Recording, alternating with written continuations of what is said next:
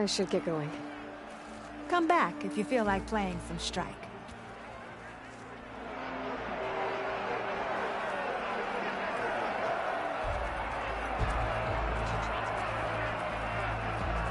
Like to give you a thunder jaw piece for beating her, huh? She sure has a sense of humor. As I was saying, We held off Regala once. the visions will guide us. The visions are renewed. Let us May our receive blade their strike wisdom. as one. Your blade be bright. Lucky shot. Your enemy is mine. Picked it up right as the machine lunged at me. Never felt so alive. There's the Nora warrior everyone's talking about. Champion, you looking for a challenge? What can I do for you, Aloy?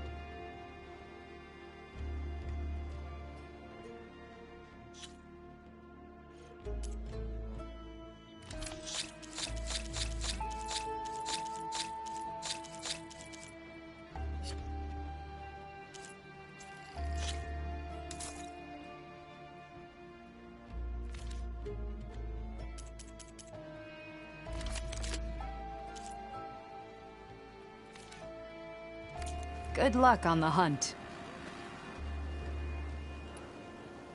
Well, I guess I should go. Safe travels.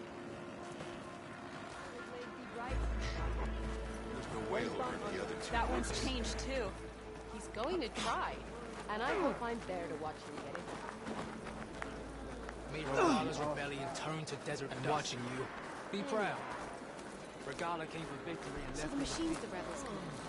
How do they do it? Tame them to ride. Hey, it's Akaro's champion. We walk in strength. You're far from home, Trapper. Of course you beat the Grandmaster of Machine Strike. That game's a true test of strategy.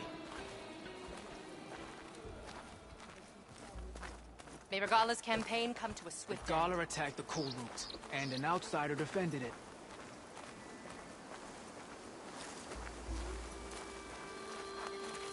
Seek out the wisdom of the visions.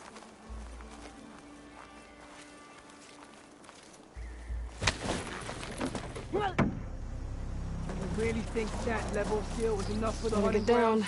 This isn't a place for a machine. Regala got past our defense.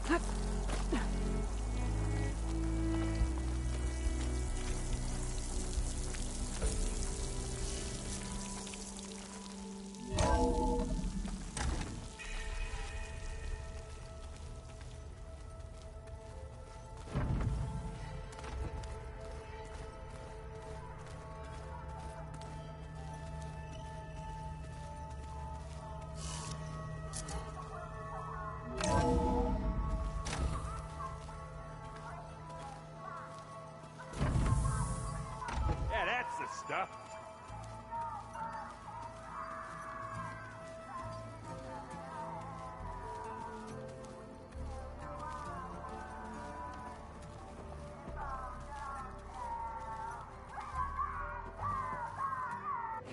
Been out and about, have we? Anybody take you up on that ale you brought yet? Zoe can't stand the smell of it. I tried Alva, but I don't think she knows what taking a break means. And I'm not putting Varl anywhere near that stuff after that victory party in Meridian. What about Catallo? Ah, now there's a man that can hold his liquor. Pretty sure we downed half a keg. We had a good chat, I think.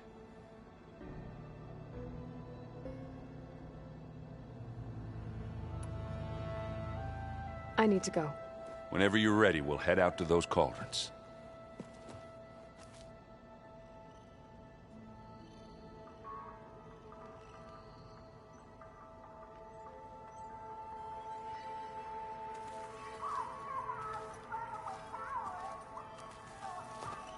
I'm back. We were waiting for you. It's, a lot greener in here, isn't it? Yeah, Zoe's been bringing all kinds of plants in here. Says a home should always spring with life anew. Well, it's nice. It livens up the place. I need to go get ready. Make sure you upgrade any gear you'll need.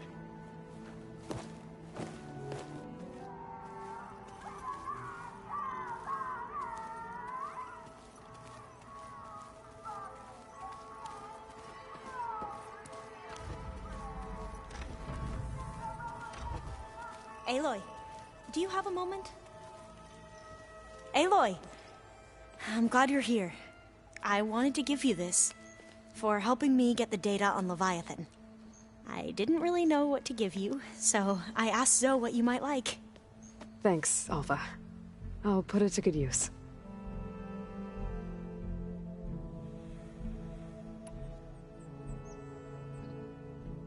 Have you looked through the data we recovered on Leviathan? There is much to sort through still, but I believe we'll be able to get it operational and turn back the floods. And I've given more thought to everything we've uncovered about the ancestors. The Overseers would have us believe they were infallible paragons. But Pharaoh wasn't. Not even close. His greed led to machines that devoured the world. The archive of the Old One's knowledge destroyed, just to erase his mistakes. So, when we learned that Eileen had a hand in covering up hundreds of deaths, I started to think they were all the same. Selfish, egotistical, cruel. But, in the end, it's not that simple. The truth isn't a straight line of ink on a crisp scroll. It's a splatter, smudged, and faded on stained parchment. I wish more Quen could see that, instead of looking the other way, or twisting the truth to serve their own schemes. I doubt Bohai would agree with you. No, nor the rest of the Board of Overseers. As Eileen said, it's easier to believe the lie is truth, but it's worth fighting for. And this diviner, at least, won't settle for anything less. For that, I thank you, Aloy.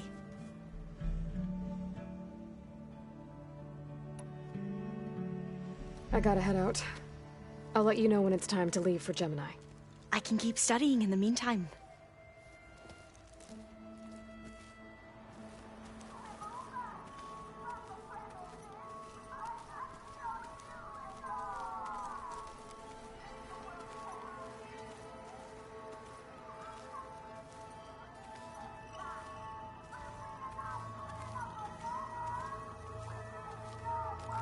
Interesting.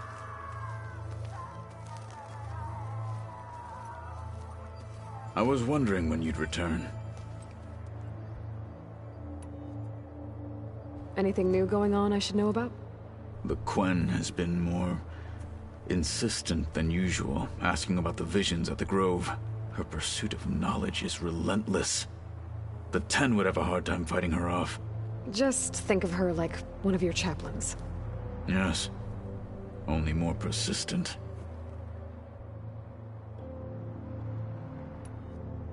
We'll talk more once the mission is over. Once the mission succeeds,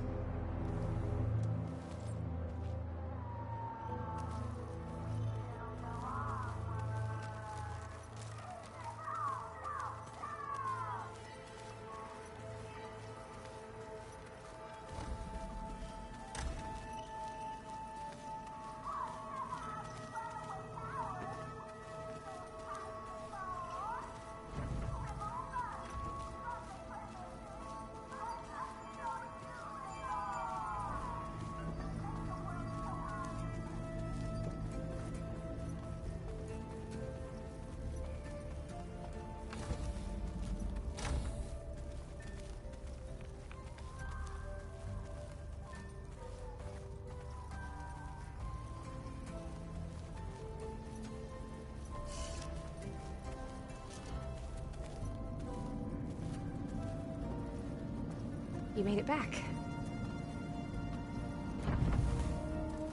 Hey, it's me. Oh, I'm glad you're back. Did you want to discuss something?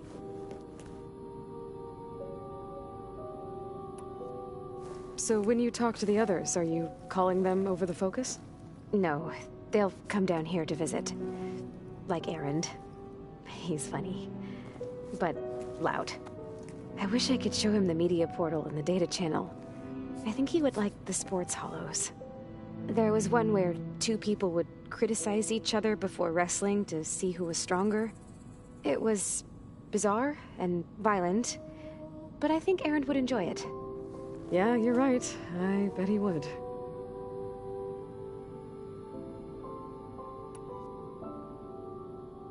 I gotta go. All right. Be safe.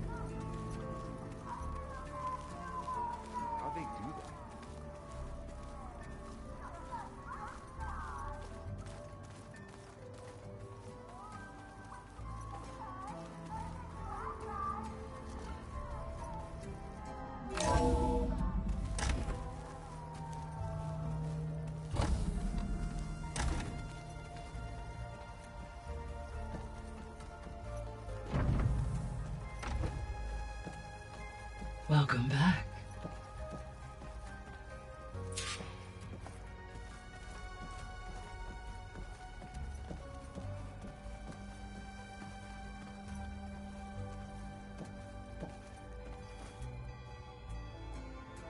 There we go. All drones are reconnected to the dome now.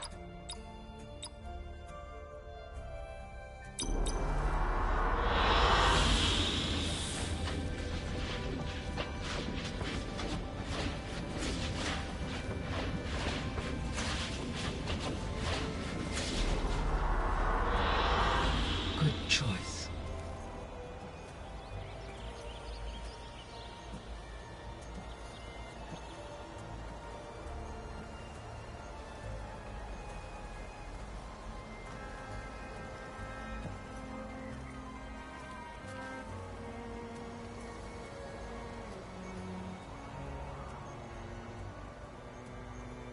Hello, Aloy. Hey, Gaia. So, me and Beta. I guess you heard what happened. Yes. I am continuously impressed by the complexity of human relationships. Despite the unpleasant circumstances that led to your quarrel, I am pleased to see you have both found an agreeable resolution. Well, two heads are better than one, right? Yes, I believe so. Are you ready to depart for Cauldron Gemini? Or we can continue our conversation, if you like.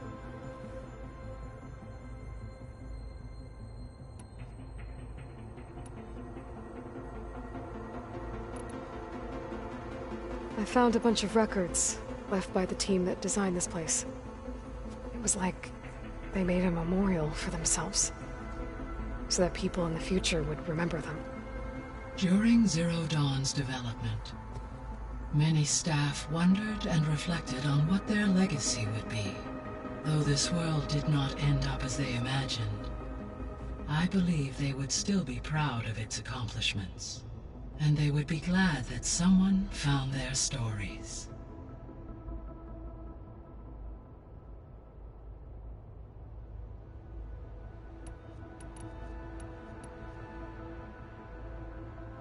So what will happen to this place while we're at Gemini?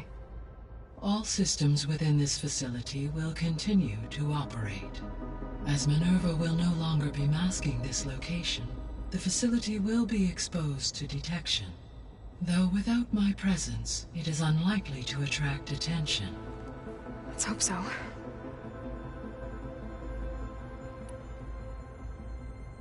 The processor Ether was installed on was part of an ancient war museum, a memorial to something called the Hot Zone Crisis. Do you know anything about it? My knowledge of historical events was unfortunately lost with the Apollo database. However, climate data indicates a peak in regional temperatures in the 2030s. Such conditions would see extreme, prolonged droughts, an increase in dust storms, and a loss of habitable landmass. But they wouldn't have built a museum in the middle of a wasteland. So I guess things got better eventually. Yes. Data suggests that temperatures returned to average levels in the clawback era of the 2040s.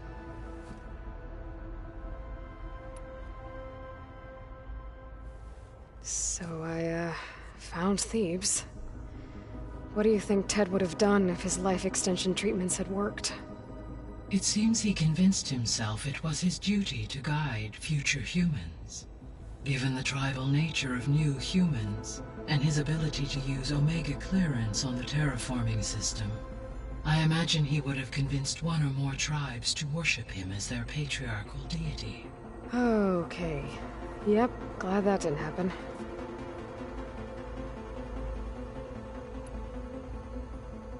Aside from Gaia Prime and Thebes, there was one other underground facility that was sealed before the Pharaoh Plague reached it.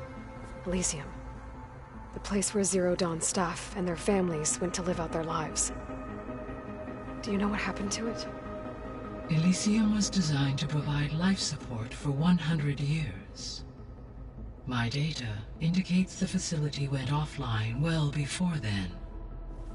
Did the Pharaoh Plague find them? Unknown. My connection to the facility was abruptly severed.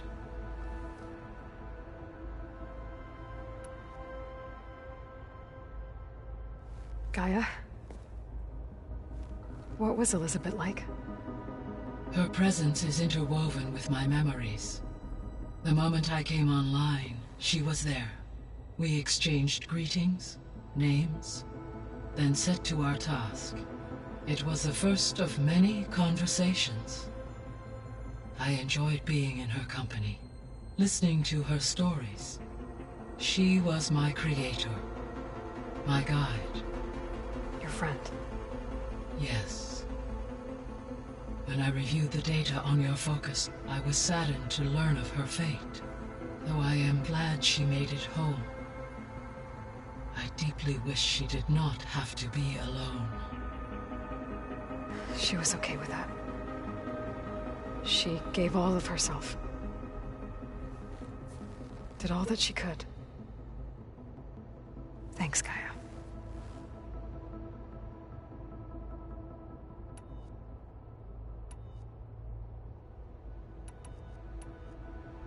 How's all of us settling in?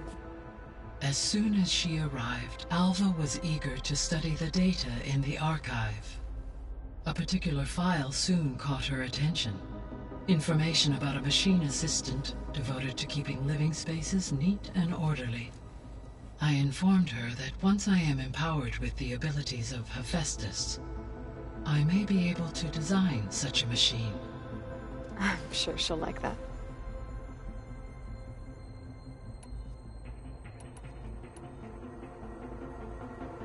When I set out to find a way to bring you back, I never thought we'd be here, like this.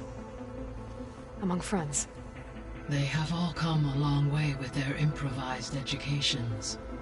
Varl has suggested that one day we might extend this model to more tribal inhabitants, once the biosphere has been stabilized. Yeah, that's not such a bad idea. As long as you're the one running the lessons.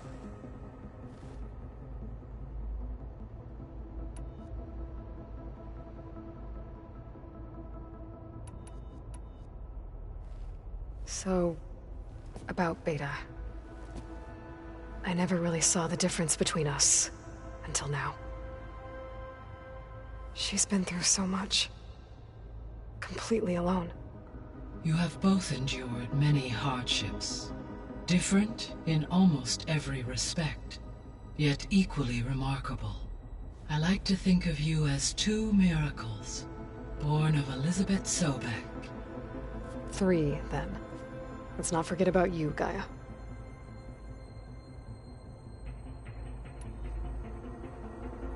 So our plan to capture Hephaestus.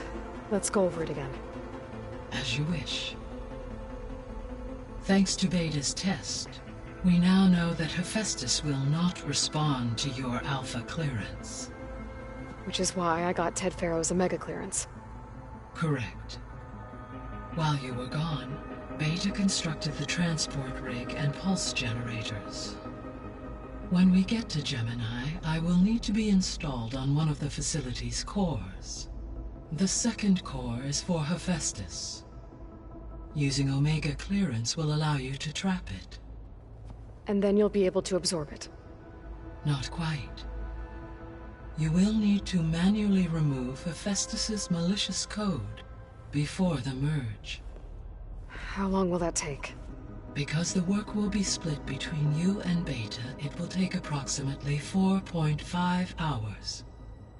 And during that time, the others will create a distraction for us using the pulse generators, right? Correct. They will each take position at a cauldron door and fire off their device. The energy surge should mask our activities until the merge is complete. And then we'll have everything we need to defeat the Zeniths. Sounds like a plan.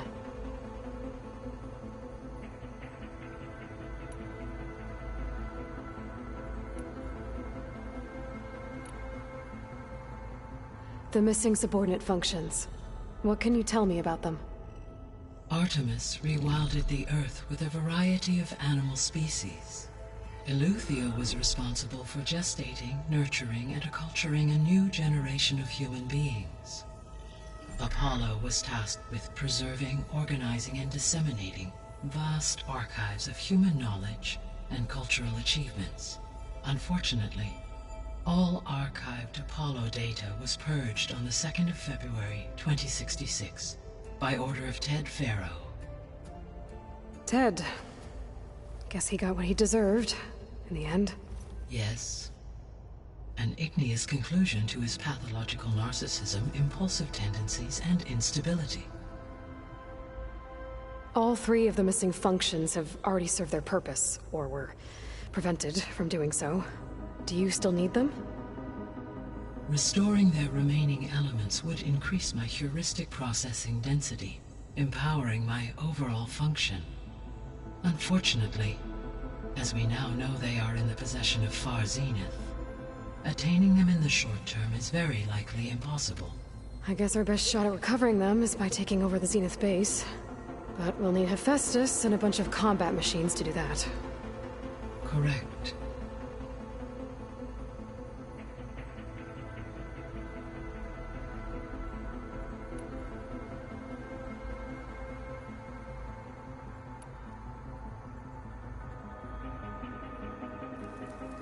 Okay, people.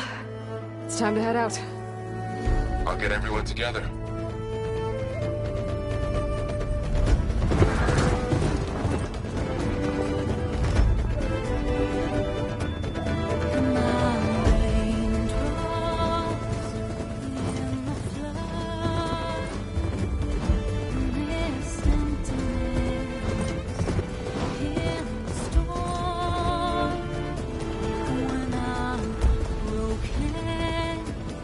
When I was home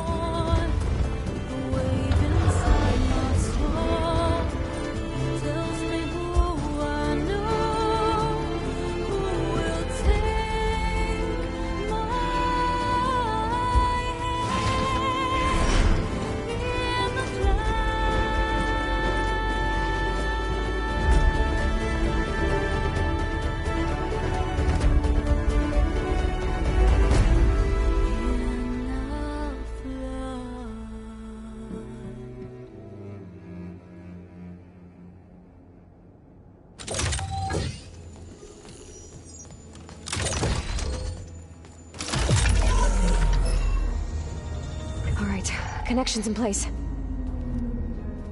Booting up. Beta, Aloy.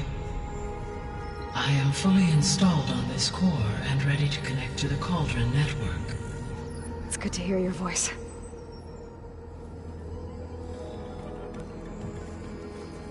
Erend, everyone. Fire your pulses and sound off. I'm at my cauldron. This thingy, it's blinking. Did I do it right? In position at my cauldron. My pulse generator is blinking also. That means they're working. I'm in position, and mine is too. Mine as well. Okay. Radio silence until I give the all clear. Signing off.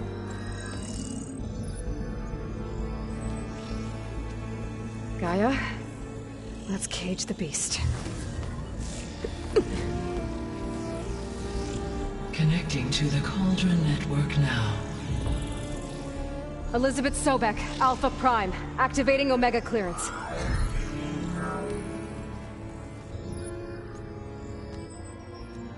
Elizabeth Sobek, Alpha Prime, activating Omega clearance. Clearance confirmed. Initiating containment sequence. Critical threat detected. Imperative escape containment. Applying countermeasures. Lock it down! Terminating external connections. It's working. It's got nowhere to go. Capture agreement.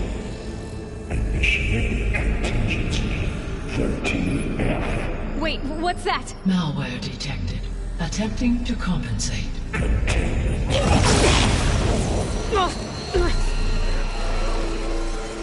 It's cracked. Look!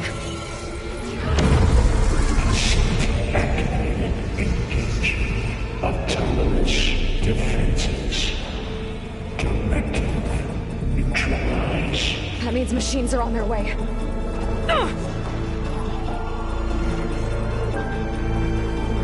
Get ready! Here they come!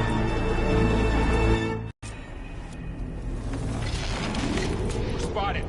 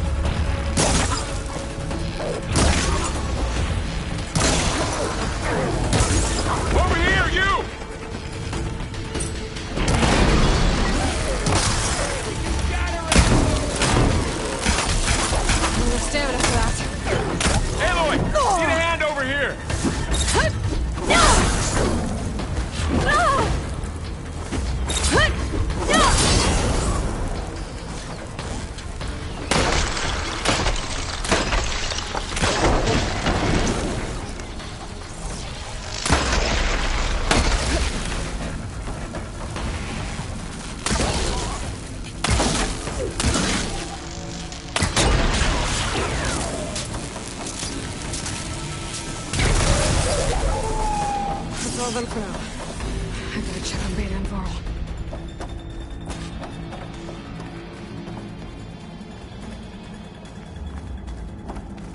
You two okay?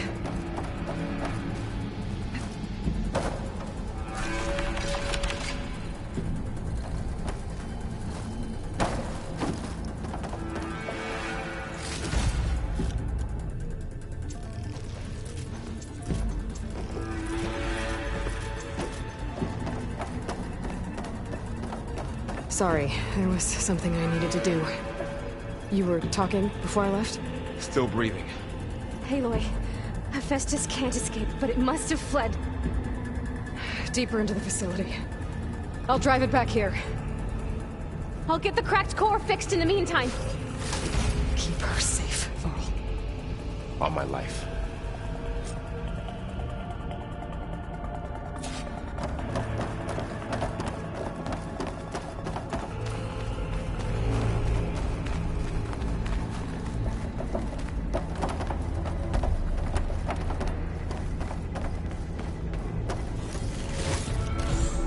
Okay, let's see. Oh, wow, that's a lot of damage. Right, first things first, put these wires aside.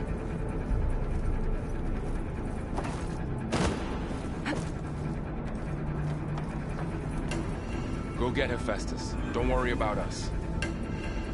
I'll keep an eye on the perimeter. I won't let anything happen to Beta. Go, Aloy. We'll be okay. I'll do my best to repair the core while you're gone. I'll do what I can. And No sign of keep you trouble yet. updated on my progress. The machines that attacked were terrifying. They were tough, but Aloy and I have fought bigger before. I don't doubt that.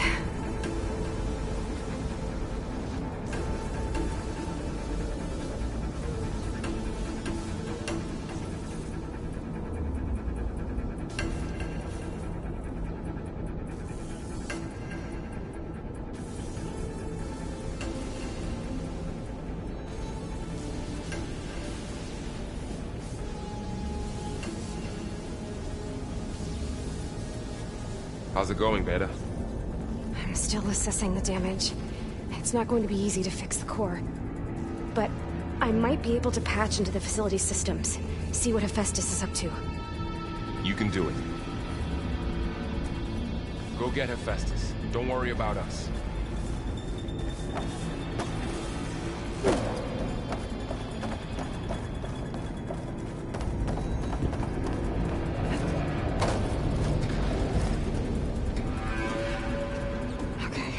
Chase after Hephaestus.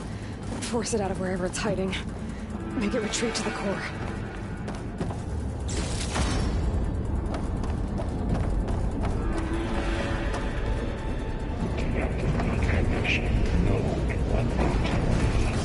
You don't, Hephaestus! I'll find another way over.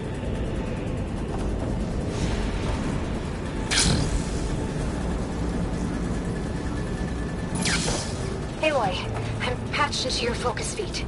You should know there's a huge power draw coming from the next chamber. Thanks for the heads up. I'm almost there.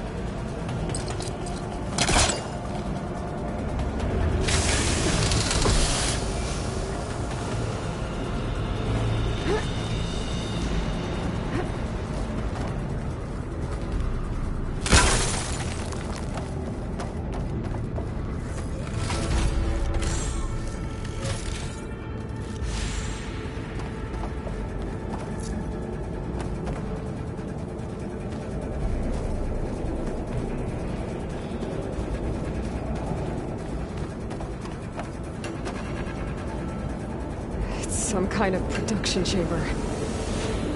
Festus is up to something, all right?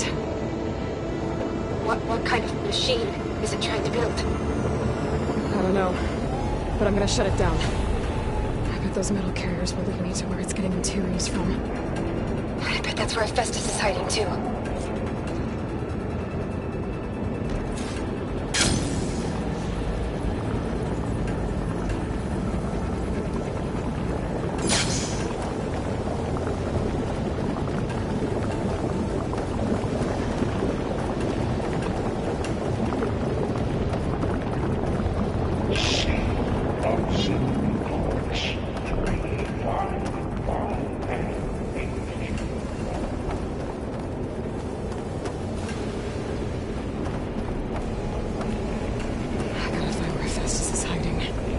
Looks like there are a couple of ways I could go.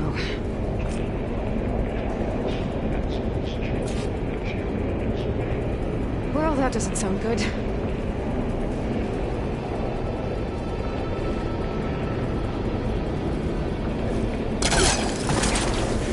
be able to catch a ride on one of those metal carriers.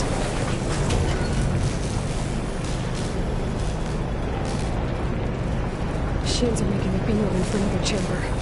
I better follow them.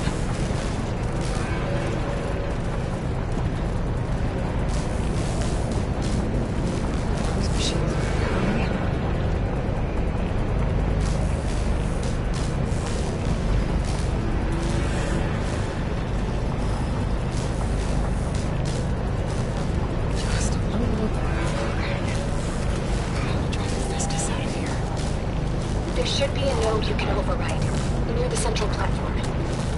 Thanks. I should deal with these machines first.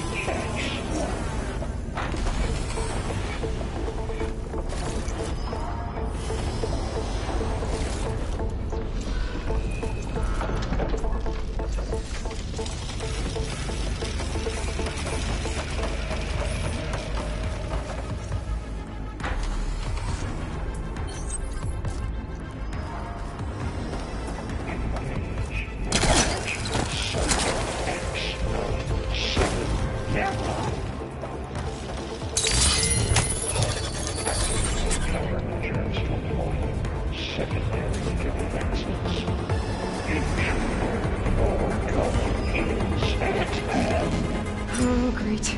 More machines on the way. Beta! Defenses has locked me out of the node. Any ideas? I'll see what I can do.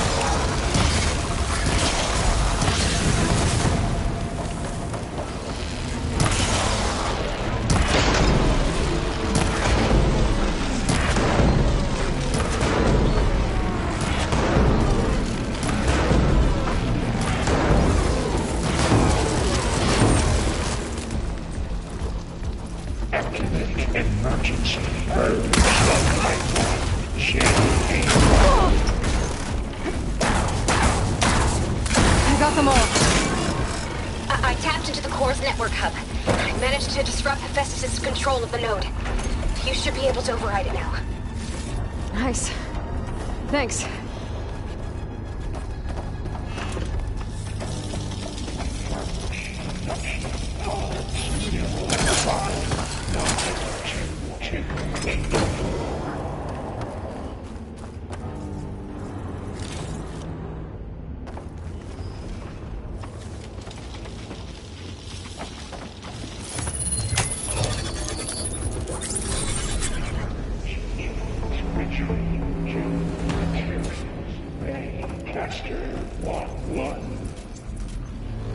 It sounds like it fled to another chamber. Well, I better not get comfortable.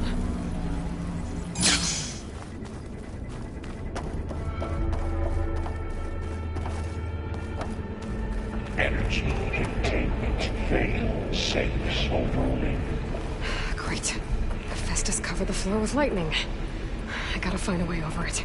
Aloy! More machines keep coming! Please tell me you're getting close! Yeah, I'm working on it. I've been smashing through a lot of machines on my side, too. I guess Aaron's missing out! Aloy, I'm making progress on the bypass, but I need something to hold the cycling module together. Maybe a ligament from one of the machine carcasses? Right? Or some luminous braiding. And you could reinforce it with a conversion cylinder. For increased connectivity! I think we can do this, Aloy!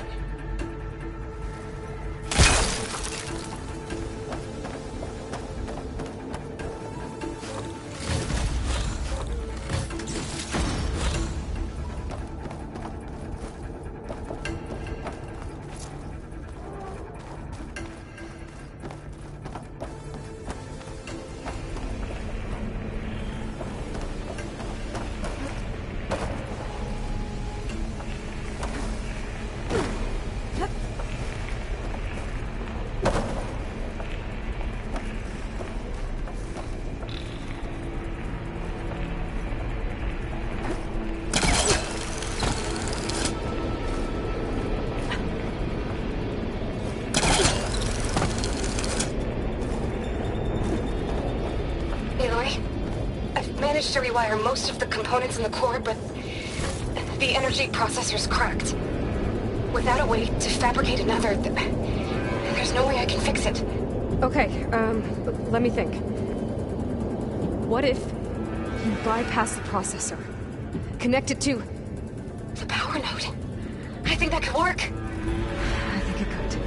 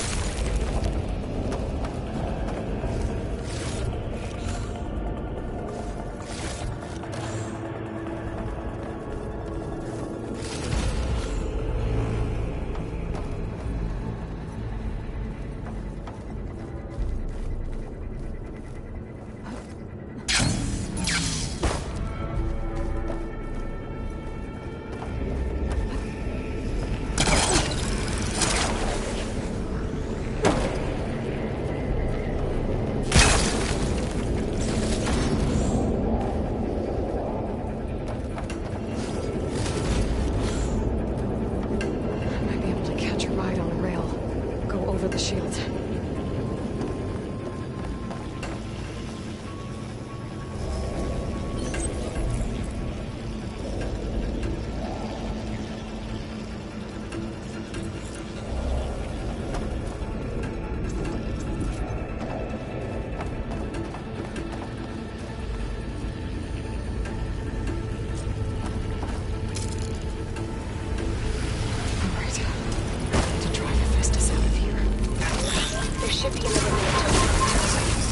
Got it.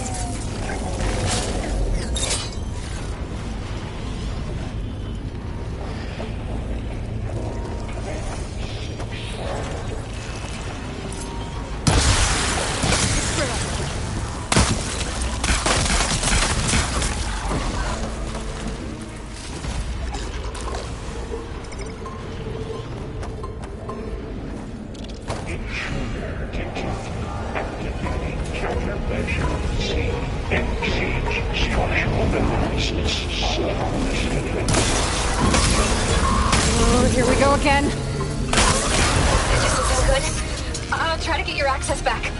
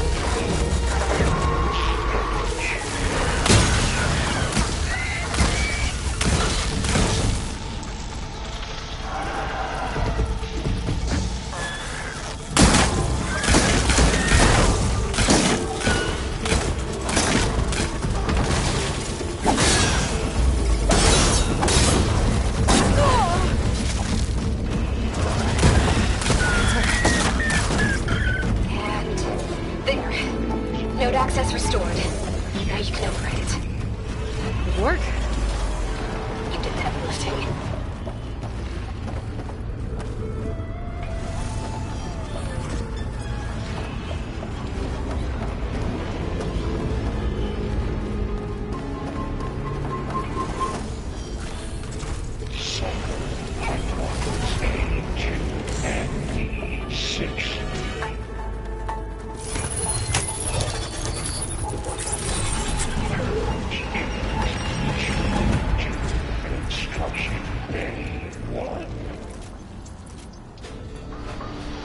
Okay.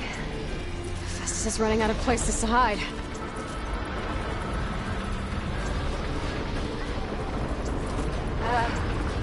Aloy? I just registered a huge energy surge back in the production chamber. Something big is happening. Here too. Everything's glowing. The machine that Festus was building. It must have finished it. It's powerful, whatever it is. I'm almost done with the core repairs. Should we come to you? Maybe I could distract the machine if... No, Beta. Just stay where you are, okay? The machine's my job. Be safe.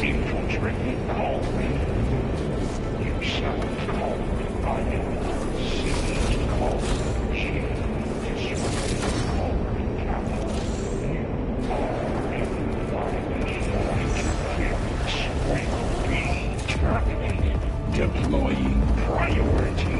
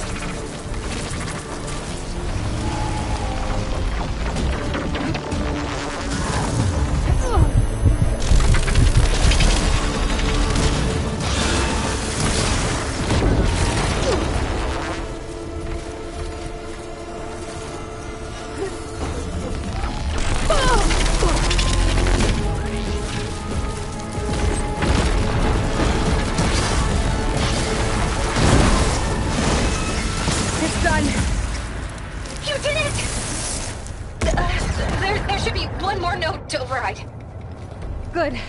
Stand by. I'm sending Hephaestus back to you.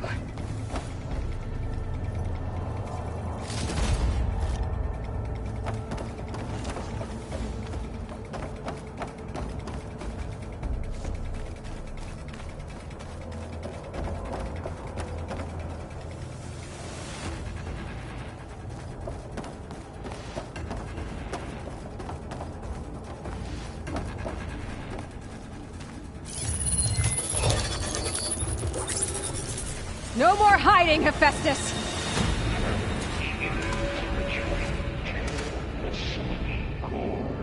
Got it!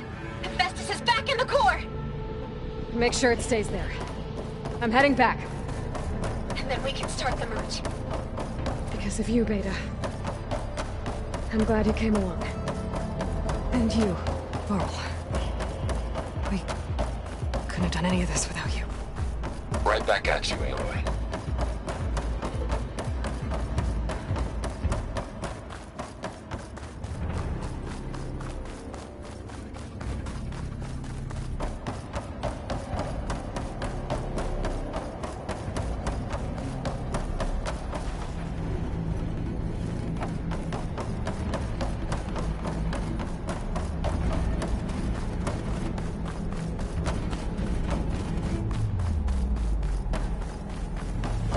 Aloy, the bypass is done. The core is stable. Hephaestus is 100% contained. And we better get started with the merge. It's all set up.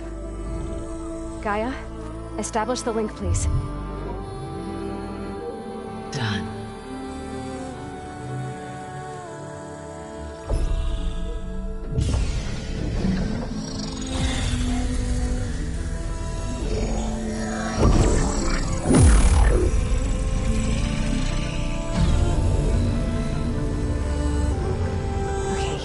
To complete the merge, we need to excise Hephaestus' malicious code.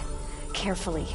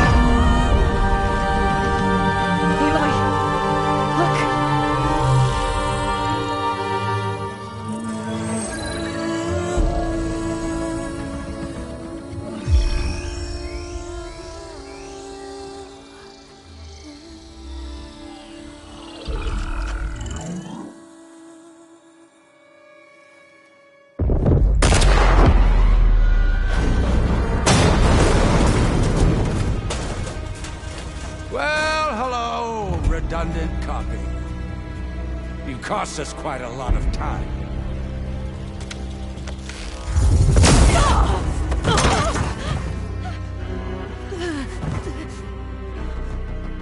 Eric, get Beta.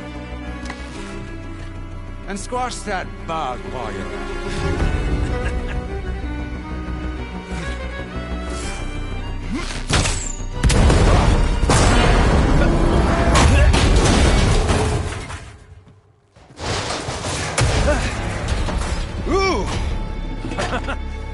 Get behind me.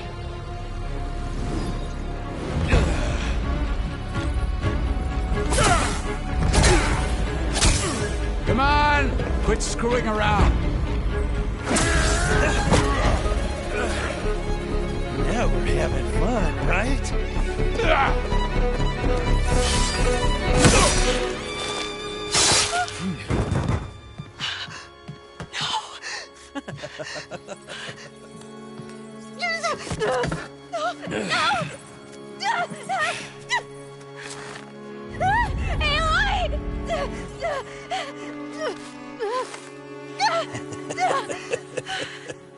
Finally.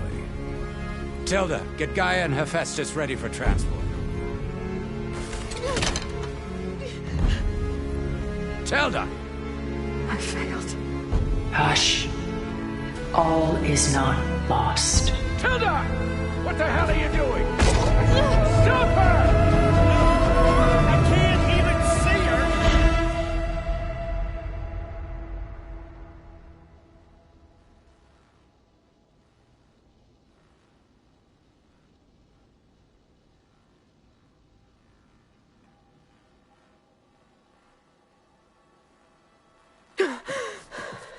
Beta.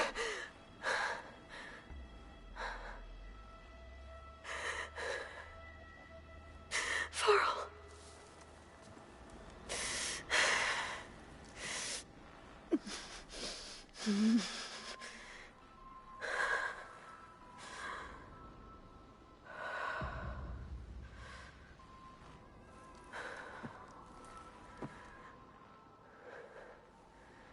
Where am I?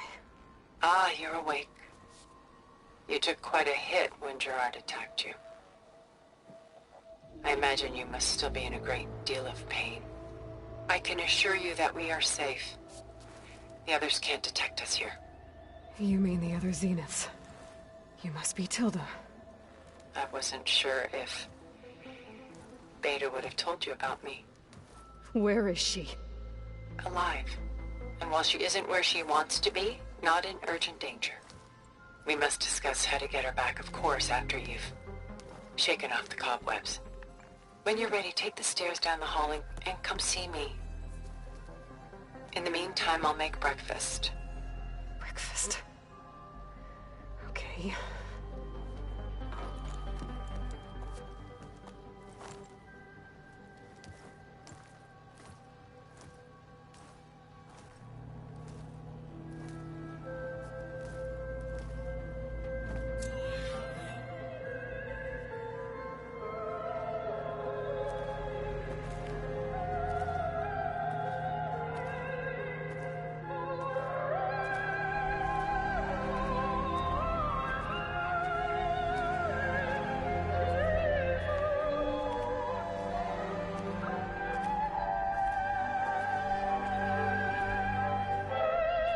What is this? Just a few favorites from my collection. Rescued and stored here just before I went off-world. Take a look, if you like. I'm curious to hear your impressions. My friend is dead. Beta and Gaia are gone, and you want me to look at old paintings? Don't be so quick to dismiss the comfort we can find in art, or the insight we might gain.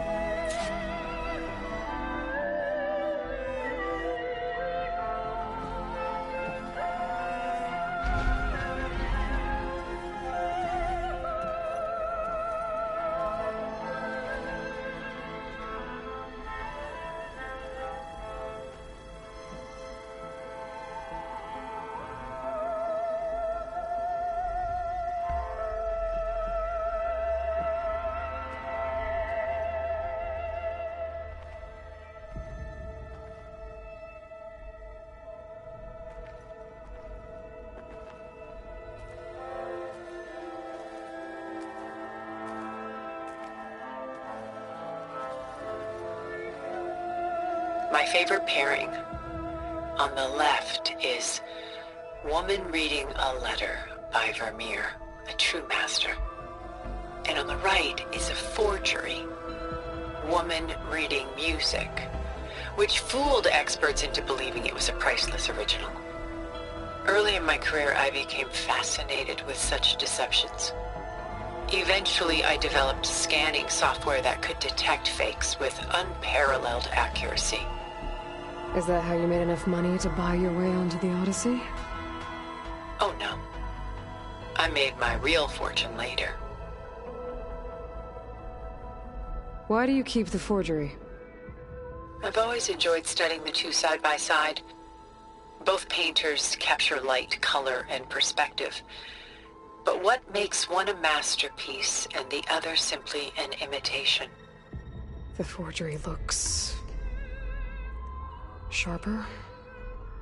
Good eye. The details are crisp. The contrast bold. It tells us more, and yet we feel less. What's in the letter? Who can say? What does the painting tell you? She's... concerned. Whatever's written in the letter troubles her. Burden she can't put down. Fascinating. Why go through so much effort to make a fake masterpiece? The forger initially painted under his own name, but found little success. His work was considered unremarkable. But when he took on the guise of Vermeer, suddenly it was celebrated as extraordinary. But it was a lie. And he knew it. Sometimes we struggle to glean what is real and imagined, even within ourselves.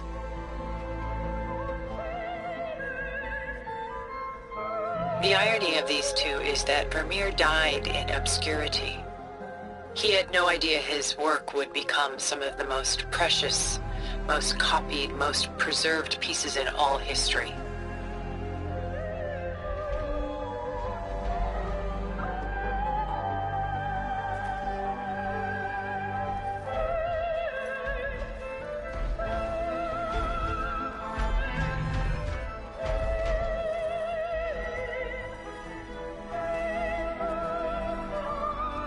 Selene and Endymion. She's the goddess of the moon, whereas he's a simple shepherd. Beside her is the god of love, Cupid. So she's... sneaking up on him? More like visiting him in secret. The torch that Cupid bears represents Selene's undying infatuation with him. Though the two must remain apart, her love will forever burn. And why can't Selene and Endymion be together? Selene took a vow of chastity, promising to never take a lover. So when she fell in love with Endymion, she could only visit him at night while he slept. But then wouldn't she be breaking that vow? Think of it as a forbidden love. Though circumstance keeps them apart, still they find a way to come together, however briefly. Aren't Selene and Endymion cold? Perhaps we should move on to another piece. Shall we move on?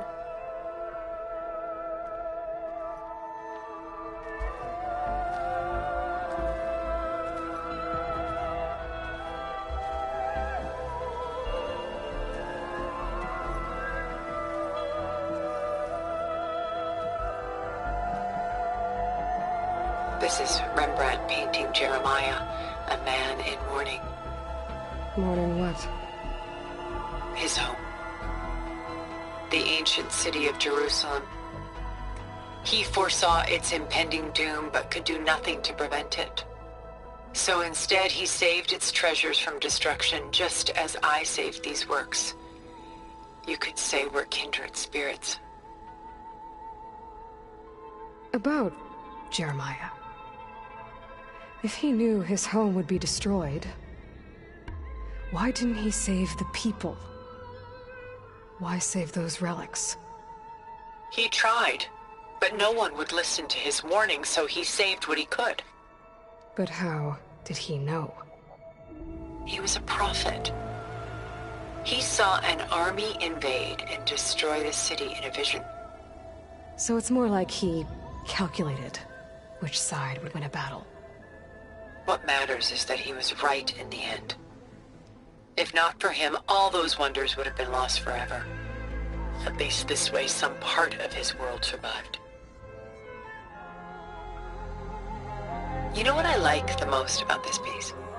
Even though he's the sole survivor, his home in ruins, left with only the remnants of his world. The light keeps the shadows at bay. There's still hope. Precisely. Take as long as you like.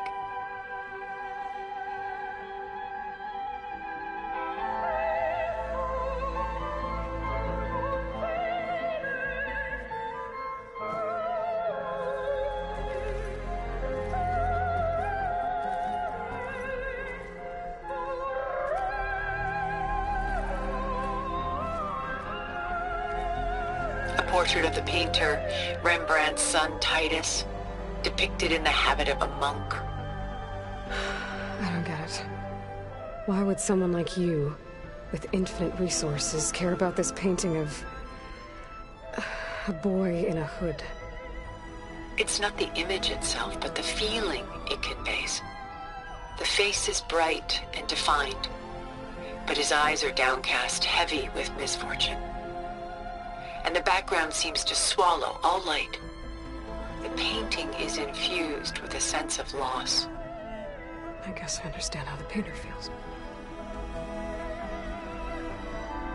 Works of art such as these can often cause us to look inwards at our own lives. I'm sorry about your friend.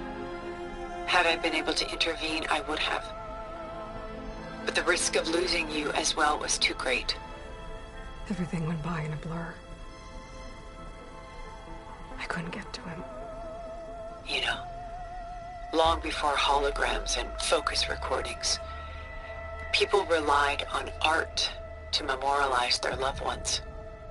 Because of works like this painting, their lives are immortalized. Rembrandt had 4 children by his wife. All but Titus died shortly after she gave birth to them. She passed not long after that. Titus became the only family Rembrandt had. Which is why he painted him this way. Indeed. Then tragedy struck again. Disease claimed Titus at 26. It's almost as if Rembrandt painted the future, closing in on him. Rembrandt actually painted several portraits of Titus, but this one has always been my favorite. It's honest. What do you mean? In others, Titus was portrayed in brighter, livelier states, but here, Rembrandt allows himself to express his true feelings. Sorrow, fear, hope, love. Laid bare on canvas for all time. I see this one resonates deeply with you.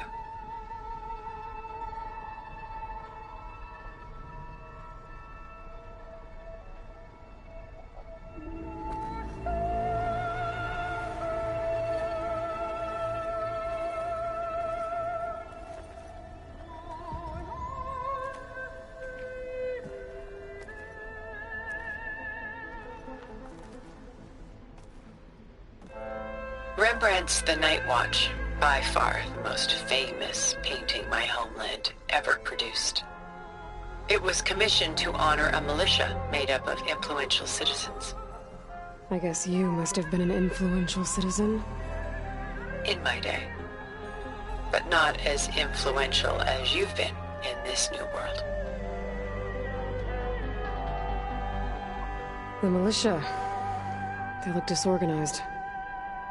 Where others painted such scenes in a stiff and stationary manner, Rembrandt chose to show them in action, preparing to march.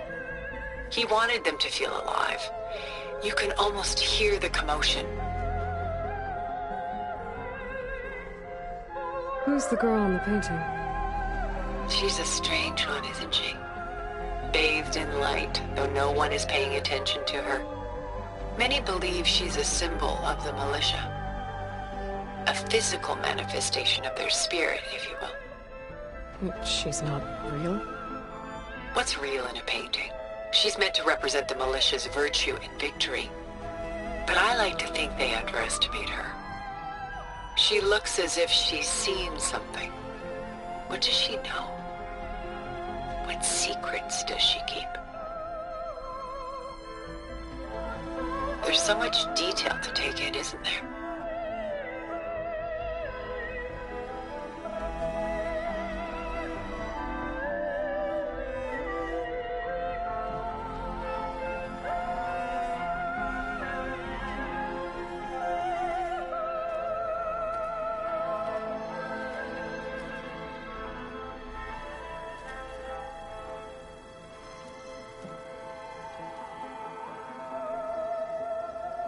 The Gust by Willem van de Velde, the most famous of his many maritime paintings. A ship crossing into the unknown. I guess you're familiar with that. Indeed, which is why I appreciate this composition in particular. Though waves and wind threaten to destroy the ship, it perseveres, clinging to the light even as darkness closes in all around it. Where is the ship going? To a faraway land, most likely. My ancestors used ships like these to explore the world, sometimes at great cost. What were they looking for? Anything of value. They were traders willing to face unknown dangers to make their fortunes. But no matter how far they went, they always turned their sails home. So this Van de Velde only painted ships? It was his specialty. Following in the footsteps of his father, Willem the Elder. The two had quite a journey of their own, taking them all the way to the court of a foreign kingdom. Did they ever come home? No, but eventually their lives' work did. Take your time.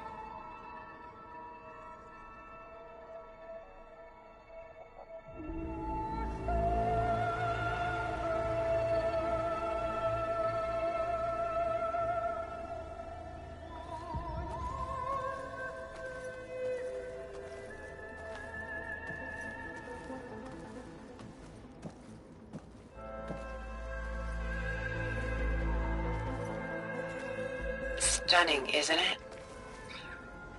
Paintings were the only masterpieces of my people's golden age. This is Van Vianen's lidded ewer, molded from a single sheet of silver. What was it for? How like Elizabeth you are. Function over form. Its practical purpose was less important than its meaning. Van Vianen created it in honor of his late brother, who himself was a famous silversmith. A memorial? Yes. Such beauty from sorrow.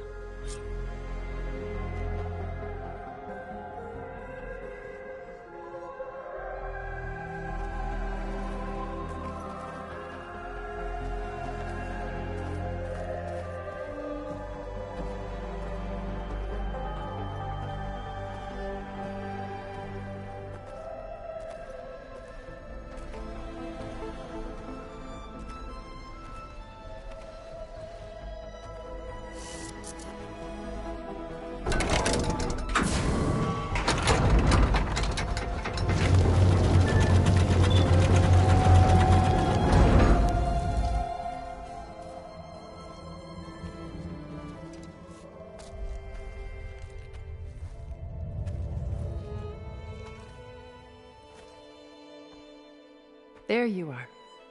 Feeling better? How did you find us? At the cauldron?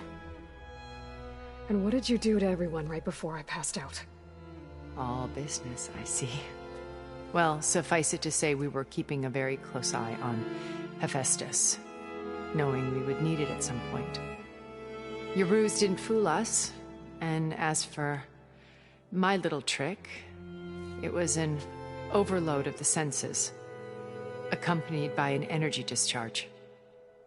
Gerard and Eric were only momentarily disoriented due to their shields, but it rendered you unconscious while I got you out. Perhaps some breakfast might steady you a bit?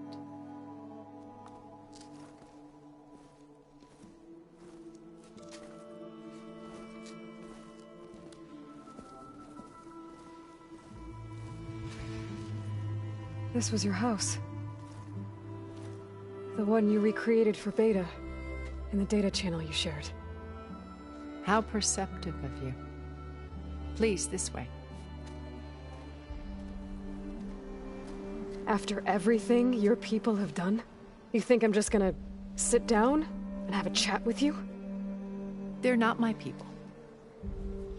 They never were, and especially not now. You shot off into space with them. and live with them for 1,000 years before coming back. So what made you suddenly turn on them?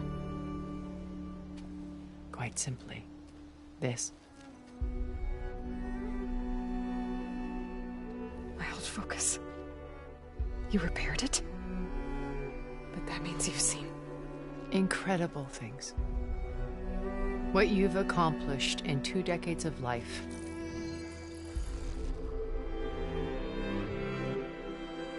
A 1,000 years at my back and I haven't even come close.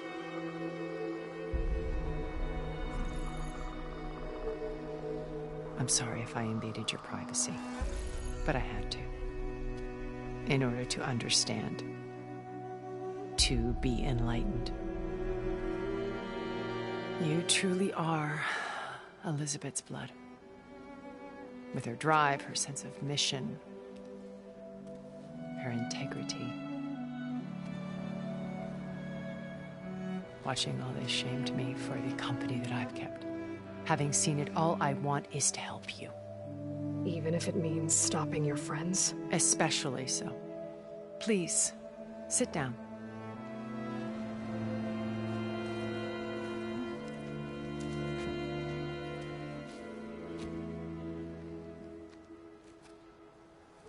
There. That's better. Now, we must recover Beta and Gaia at all costs. By now, you must know that Gerard intends to use Gaia to reboot the Earth's biosphere. Remaking this world to specifications that would only suit us immortals. This process will kill every living thing on the planet. He calls it a clean install. Not if I stop him first. Not if we do. And once he and the others are gone, we can work together to fulfill Elizabeth's dream. I'm sure Beta told you that there's a build of the Apollo database on board our ship. A complete collection of human knowledge. With that and Gaia, we could do everything Elizabeth wanted. Heal the biosphere, educate the people of this world, uplift them. Create the world she imagined. Let's not get ahead of ourselves. From what I've seen, your friends are invincible. I do wish you would stop calling them my friends. And they're not invincible. In fact, a friend of yours has found a way to defeat them. Silence. Oh, he's been a busy bee, building an army powerful enough to crash through Gerard's precious base. Yeah. Regala and her rebels. Even now she's preparing a final march on the Tenakth capital. When she wins, she'll have the entire tribe under her control. Hundreds of warriors and machines to throw at the base. She's been duped. They'll all perish, of course. But it should be enough to break Gerard's defenses and allow Silence to kill him. Along with all the others. Using the new weapon he's developed. Yes, he's found a way to circumvent our shields. Truly an exceptional man. He's planned for everything. Except you and me. You see, while his army is battering down Gerard's doors, you and I will sneak in through a back way. One that only I know about. While Silence and my friends are busy battling each other, we'll take back Beta and Gaia. I told you I want to help you. I mean it.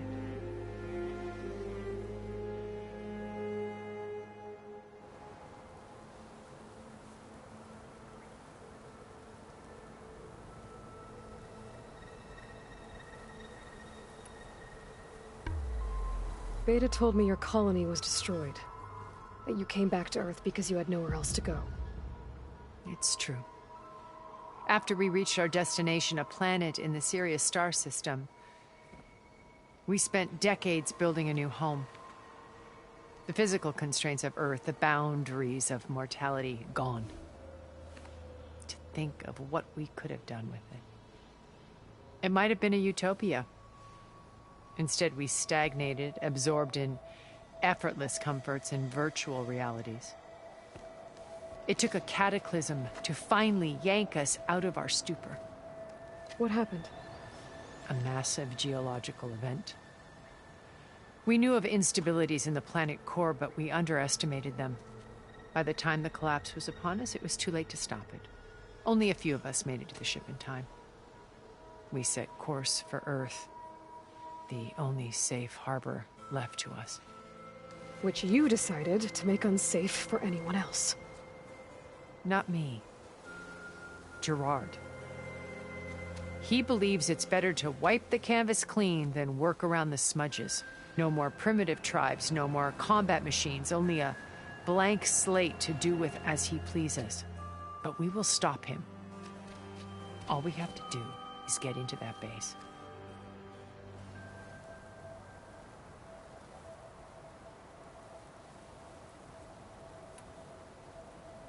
What exactly is your plan to sneak into the Zenith base? We will make use of a lesson I learned from an early age. Always know your exits. In this case, a place where Gerard's new construction meets the ancient foundation, a passage that only I can access. When Silence flings his army at the base, we will enter through this back door, bypassing most of the fighting. The distraction will provide us with a window in which to rescue Beta and Gaia.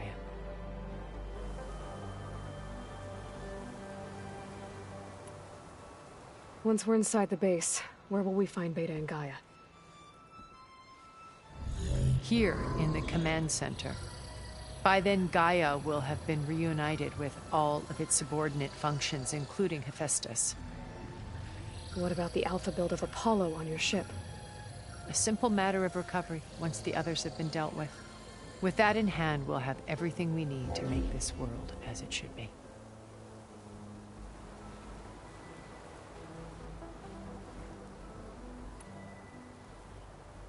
My old focus. How did you find it, let alone repair it? When we encountered you at the Hades Proving Lab, Gerard saw you as a redundancy. I knew better. You were a revelation. After your dramatic escape, bravo, by the way. Gerard and Eric assumed you were dead and gave up the hunt. I wasn't so sure. When the others were busy, I returned to the lab and searched for any trace of you. That's when I found this little treasure. Not easy to repair, but certainly worth the effort. As I watched your life unfold, you were like a splash of color on a worn canvas. What Liz was, and more. Did you show it to the others? Of course not. It was your actions that inspired me to defy them. It's worth noting that if I hadn't found it and watched its contents, I wouldn't have known to save you at the cauldron. You'd be dead. So I should be grateful? If you like.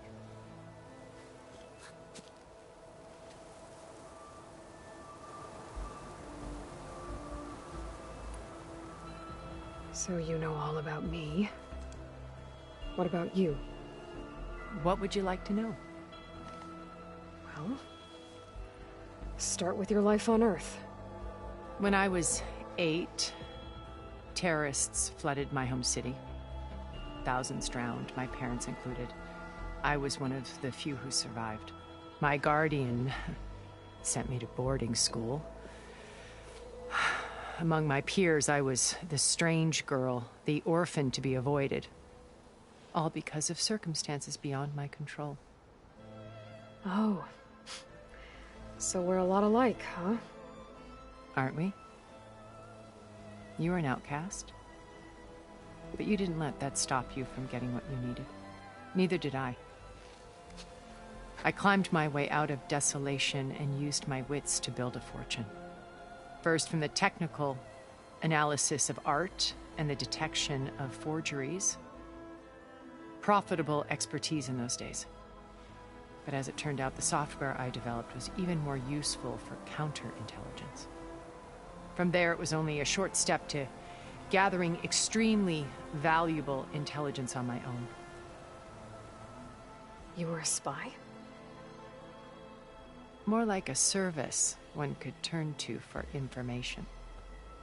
I had to remain anonymous, of course, to protect my privacy.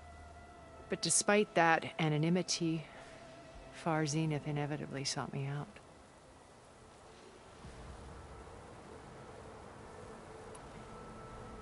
What happened when Far Zenith approached you?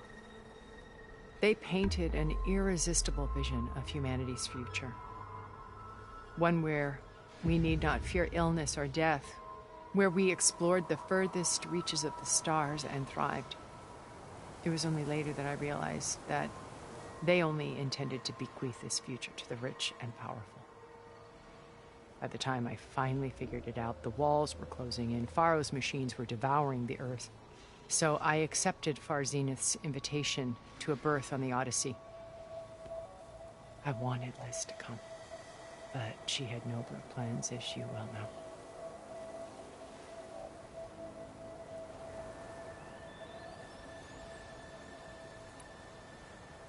So you didn't know the other Zeniths were monsters until it was too late? I knew some of them were, certainly. It wasn't until we were off-planet that I understood the true scope of their greed.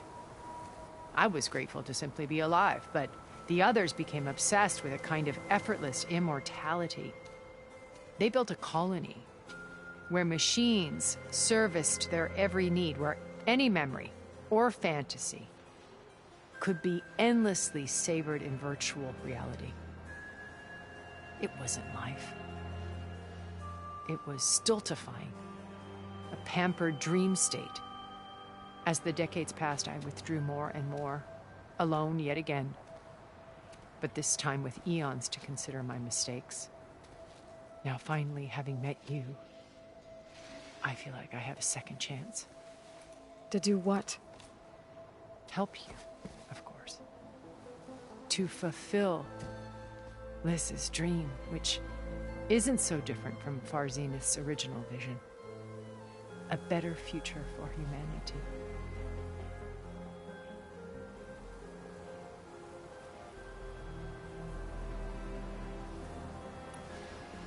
So you knew Elizabeth. What was she like? Liz was everything she was. I see in you. And more.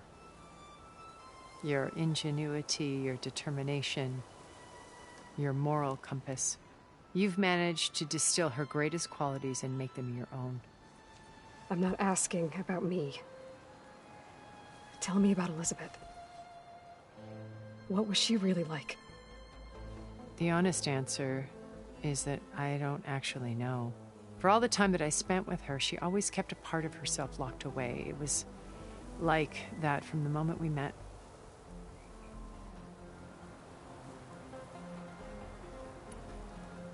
So when you met Elizabeth, she was what? Distant? Aloof? Not aloof. Not exactly. It was a summit in Paris about machine learning, a touchy subject in those days, because regulatory authorities were just starting to clamp down on AIs. Liz gave the keynote address. She had already achieved great renown for her work in automated environmental reclamation. But in her address, she was just starting to imagine the next step. An AI-driven system that wouldn't just act on its programming, but actually take responsibility for its sphere of influence. To care about life. Not just follow orders. Revolutionary stuff. I was fascinated. And I wanted to meet her for a long time. I watched her after her talk. She had spoken with such moral authority, such empathy. But after that, she retreated. I could tell she felt uncomfortable with all of her admirers. It was as if giving the talk had cost her something. I didn't want to be a pest, so I planned my approach carefully.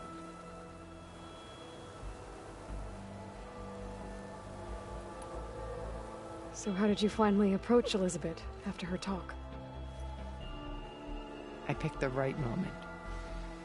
The morning of the next day, right as she came back to the conference, she had just had her coffee.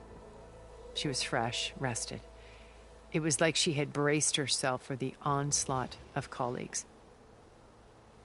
I asked if I could walk with her, then put forth a question about her talk that I thought was intelligent. Her answer made me realize it wasn't, but she was very welcoming. Almost as if we were previously acquainted. It was only halfway through the conversation that I realized she knew exactly who I was. It was quite a shock to me. My business was trafficking in secrets, and I took great pains to protect my anonymity.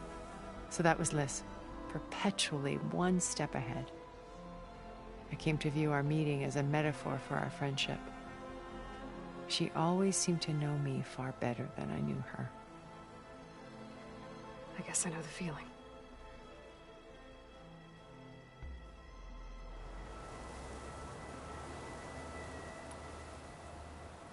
How do you know about Silence's plan? He isn't the only one adept at spyware. You hacked his focus? No, he's too careful for that. But his subordinates? Not so much.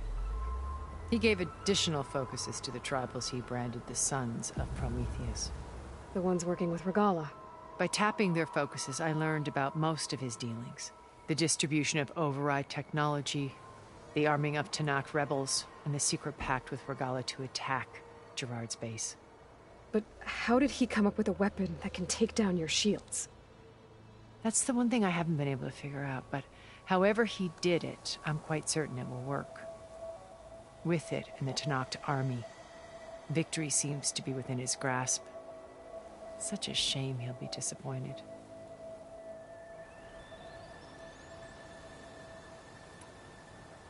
Regala's only interested in killing Hekarro and waging war on the Karja.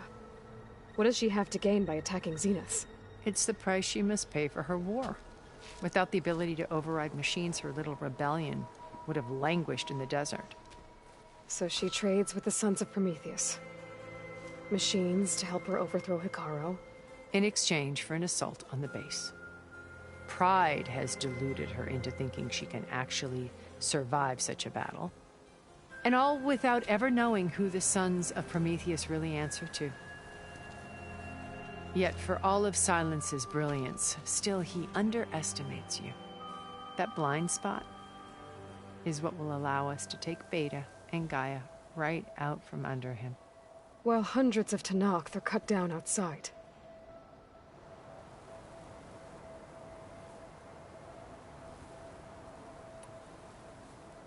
You said Beta is not in urgent danger, so what are the Zeniths doing to her?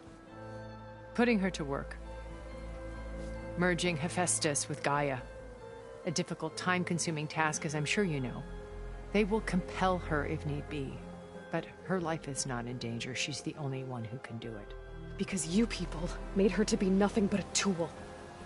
Gerard's idea, not mine. They always viewed me with suspicion when I attempted any form of kindness towards her. That's why I created the data channel. A virtual place where we could speak in peace.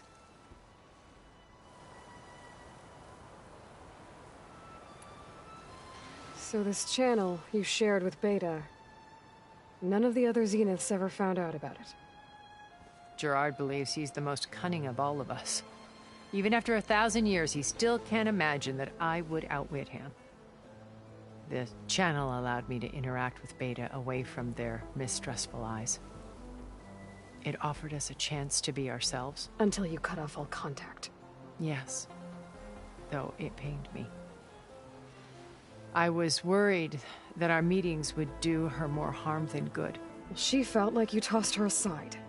I was afraid the others would find out and punish her. She may not have had the comforts of friendship anymore, but at least I ensured she was safe. I know it seems harsh, but you must believe that her well-being has always been paramount to me.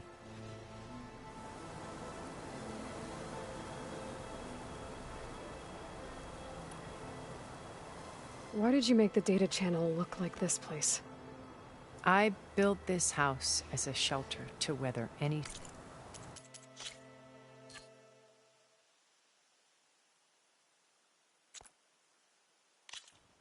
storm. A safe place. Not just for me, but for the art stored below. Cultural artifacts of incalculable value.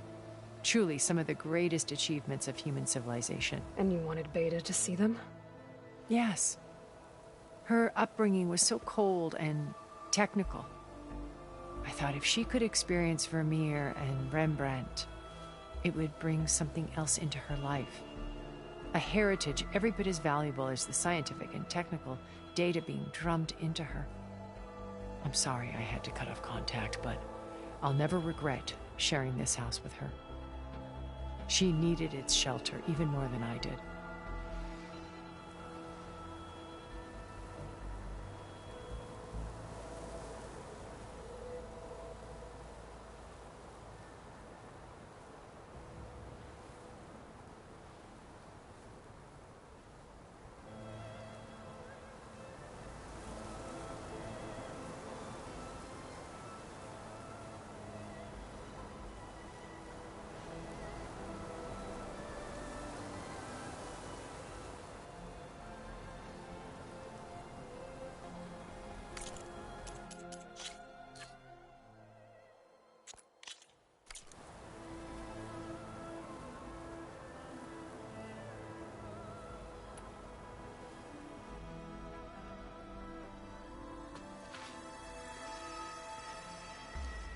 First Varl. Now Hikaru and the Tenakth. Your plan would wipe out an entire tribe. There has to be another way. We are in an admittedly desperate situation, but I assure you there isn't. Remember Zero Dawn. Elizabeth's sacrifice. Sometimes many have to die for a new world to grow. If it looks impossible, look deeper. Wait. The data channel. It still exists, doesn't it? I need you to open it. Let me talk to Beta. Impossible. We might be detected. It's worth the risk. There is another way, one where the Tenakth survive. But we won't. If the others... If you want to help, open it.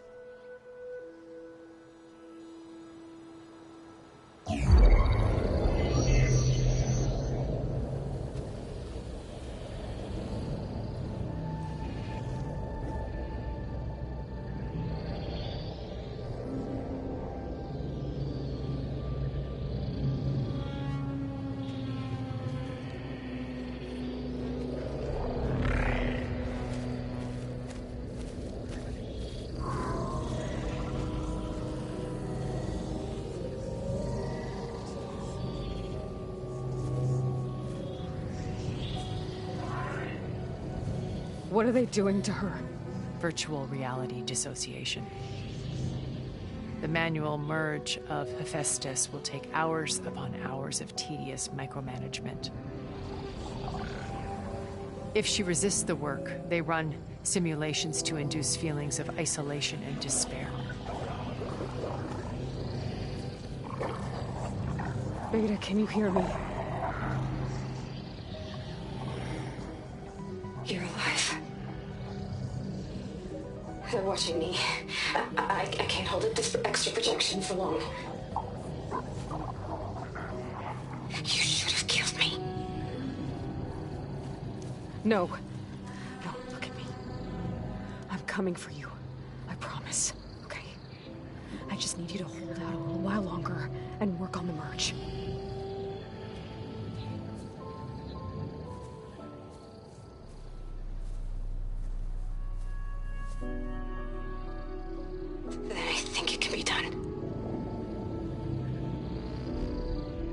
Contact again when it's time. Can you hold on? As long as I know you're coming for me, I can endure anything.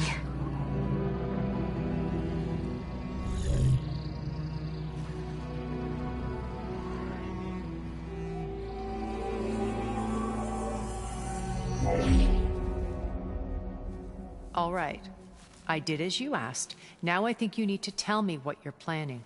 I'm going to take Silent's army away. I don't need it. Only the weapon he made to penetrate your shields. And how do you propose to get it? Ask him nicely? Without Regala and her rebels, he won't have a choice. We'll be his only option. Only option for what? What did you tell her? That is between me and my sister. Will be Silent's only option for crashing that base. I'll tell you the rest later. But first, there are a couple of things I have to do. Oh. And what are those? Lay my friend to rest. And then I'm going to use the override that Beta gave me at Gemini to put an end to Regala's rebellion. From the air. Wait. Since you insist on doing things your way, I know of something that will truly help you make a grand entrance with the Tenakth.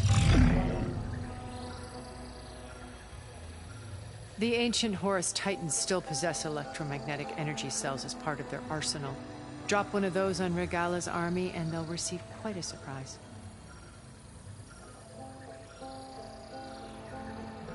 So go, do what you must. I'll come to your base if you manage to bring Silence to the table. Not if. When.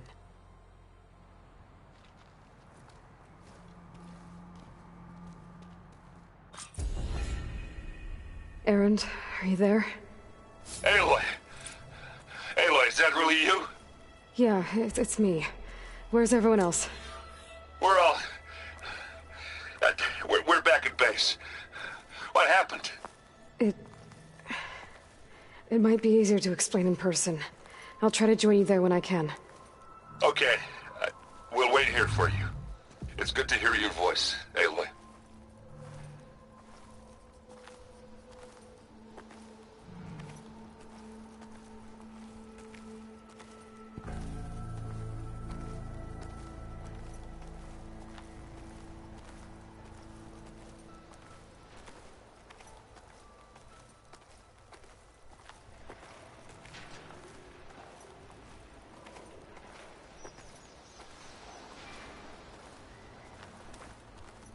Just to let you know, I'm now patched into your focus network.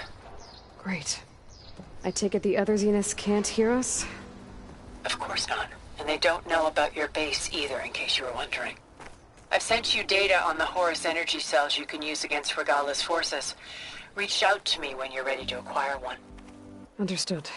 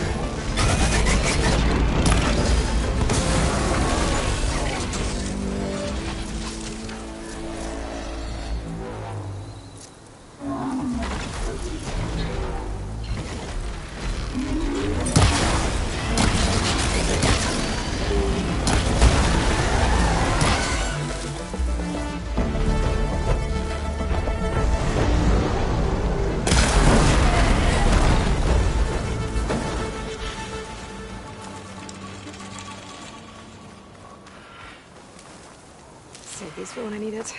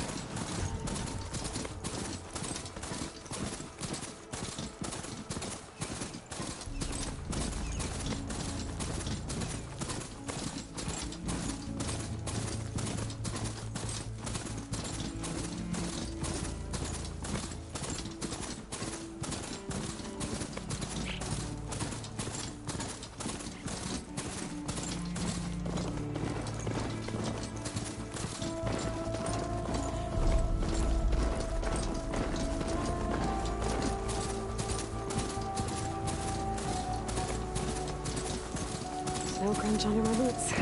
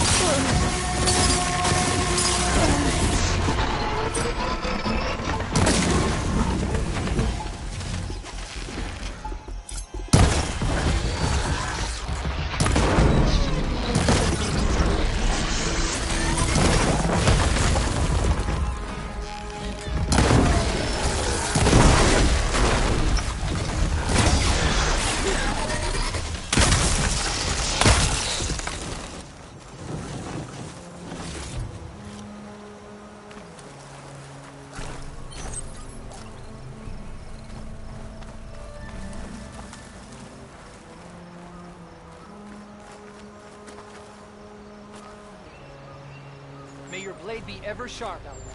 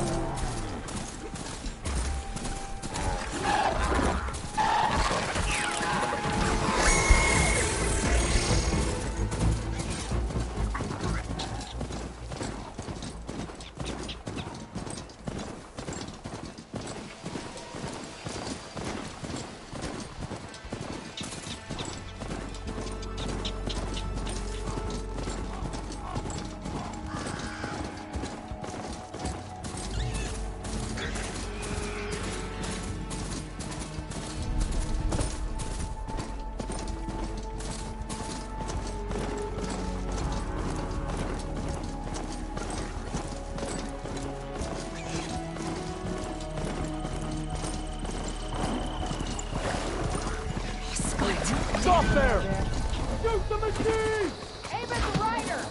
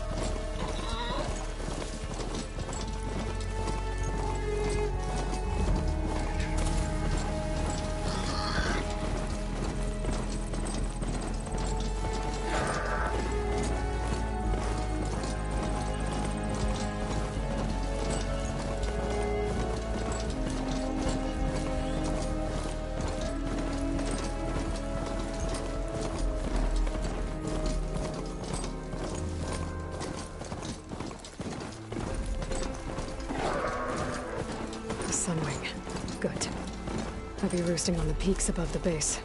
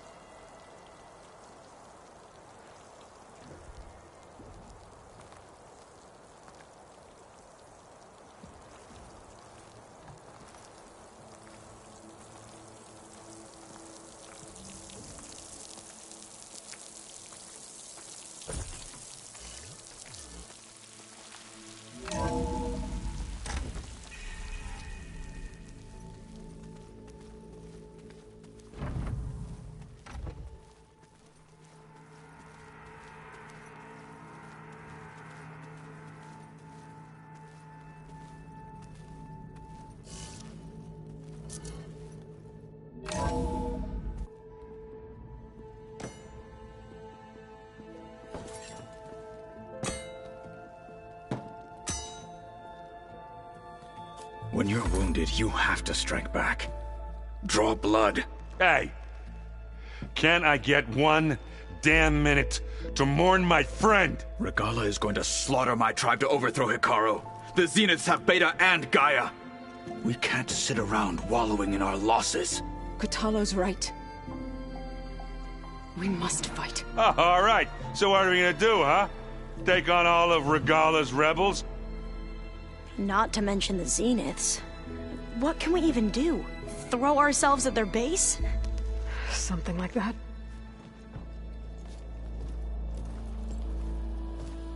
So...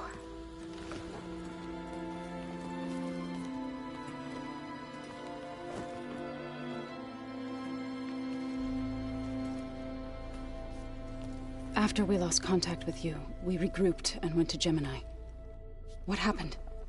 The recording we found on Varl's focus cut off when that Zenith, Eric... The Zeniths were tracking Hephaestus. When Gaia trapped it in Gemini, they knew where we were. After Varl tried to stop them. They took Beta and Gaia. I only survived because one of the Zeniths turned against the others to save me. One of them? Well... at least we didn't lose you too. So what do we do now?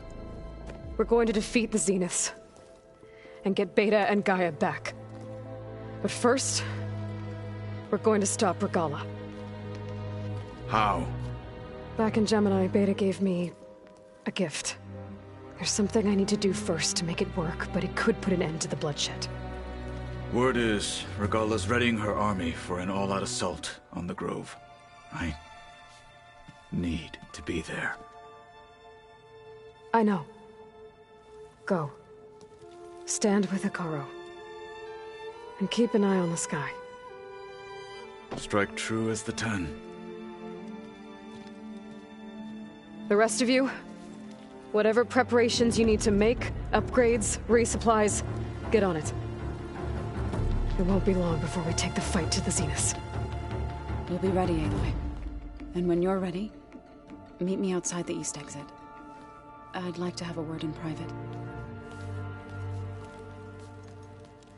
Even when things are darkest, you're the flame that lights the way forward. Just tell me one thing. Am I gonna get to smash up a bunch of Zenith bastards? We all are. Good.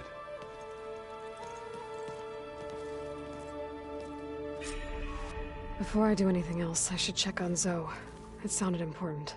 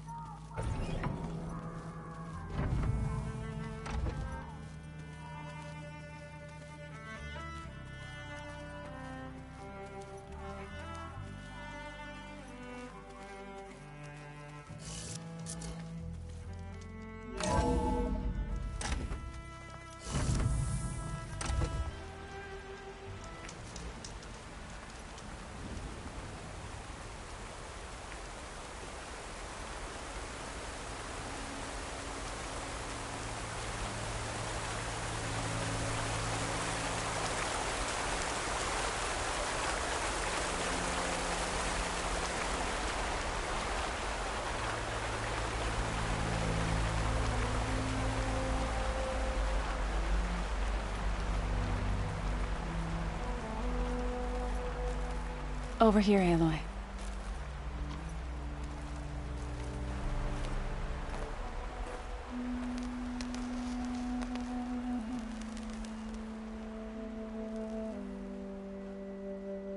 We would come out here to tend to the garden.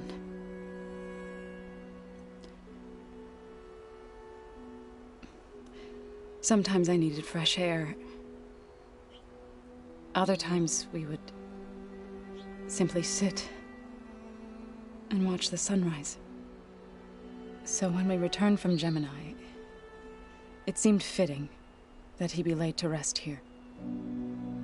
Now he can always look out at Plain Song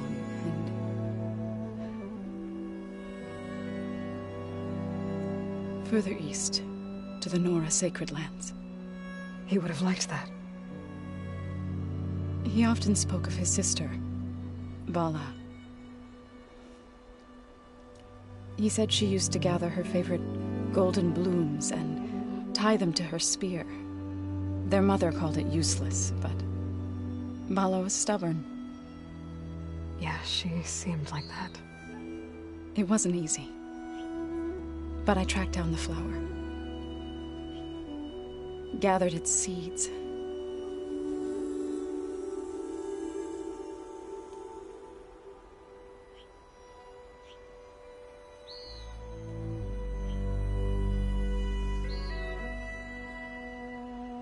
As verdant limbs wither, roots rot in snow, still the sea rises, as certain as stone. From death follows new life. So it is with the land.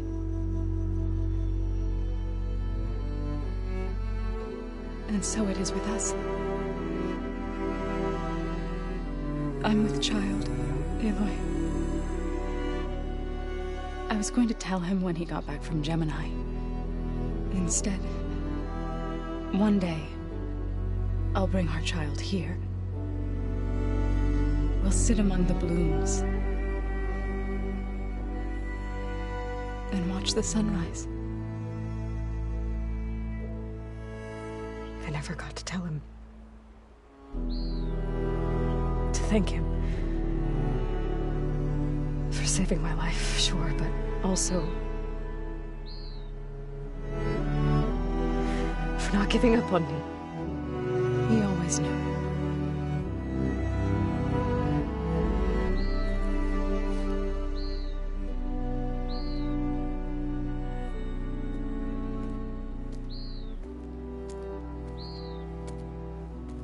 Goodbye, Varl. I promise to look after them.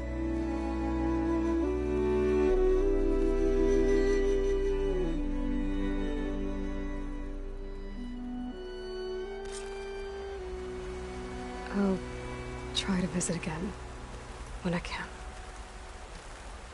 But for now, I need to go to the fabrication terminal to install the new override on my spear. Then I'll use it on a sunring and get ready for an entrance where Gala will never forget.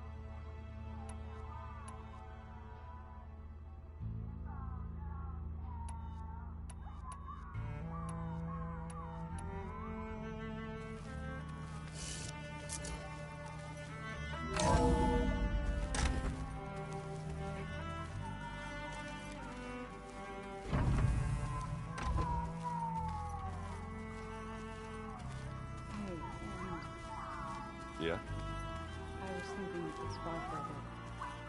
When you have the time. Oh, sure. Yeah, of course. It might be a way to deal with my anger. Yeah, beating the crap out of me makes you feel better. I'm all for it.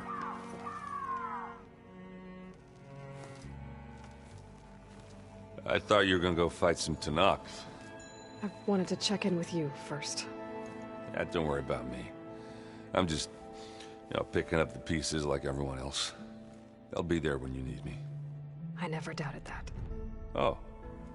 Good. I'm glad you're back. So am I.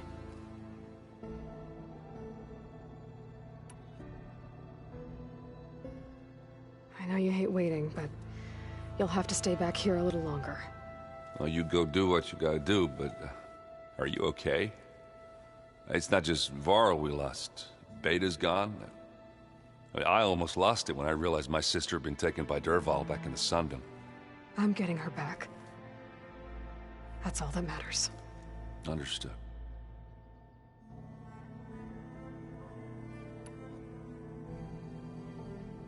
Do you think Zoe will be okay? I don't think anyone's ever okay after losing the one they love. I can't tell you she's handling it better than I ever did. That keeps the rest of us level-headed.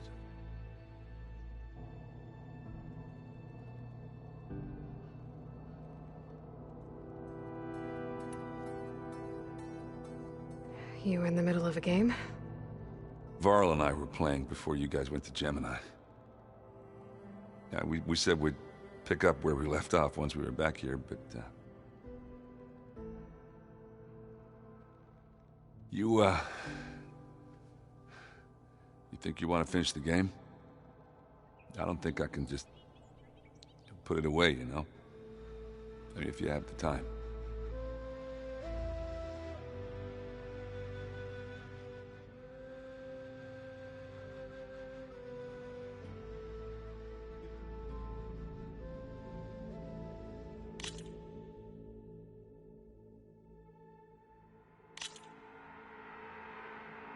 Let's do this.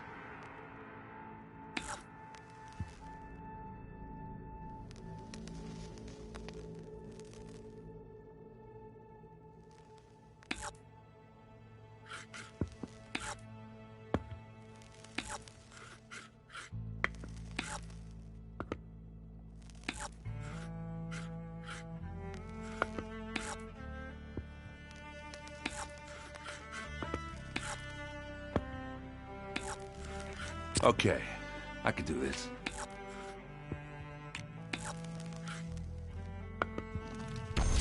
Your turn.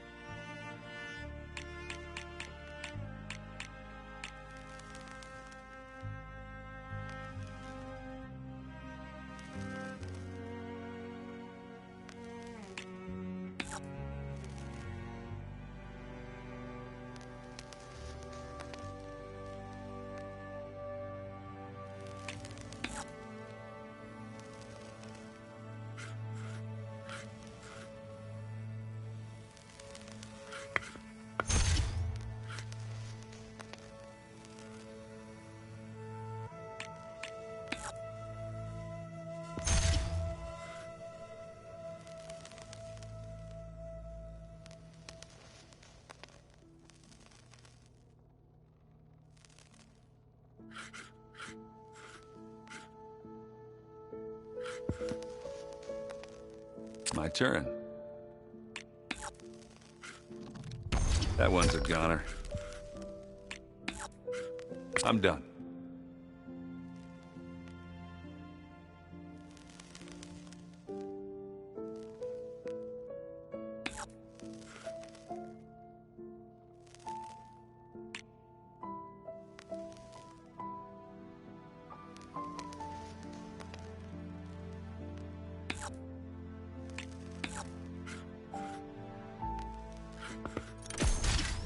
they're gone.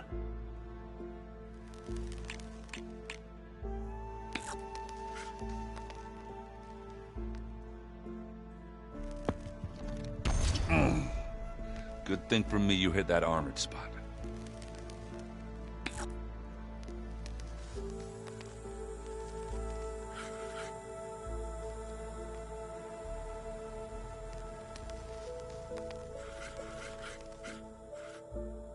Big move.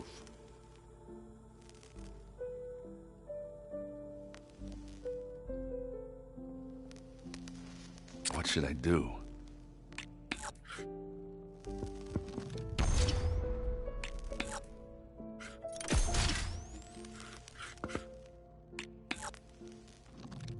And it's out.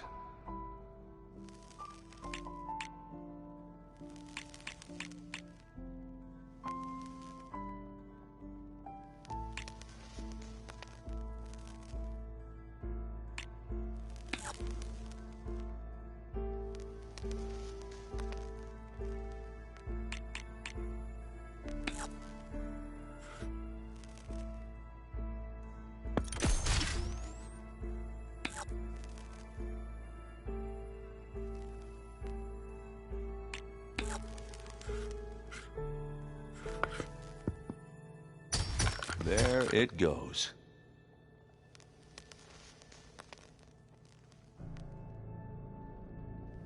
Let's see. That's a win for me. I'm sure Varl would have appreciated you taking his side, though. Thanks for doing this with me.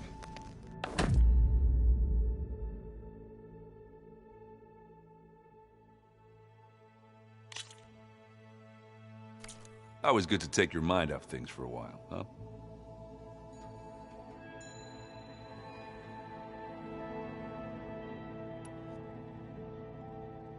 I need to get going.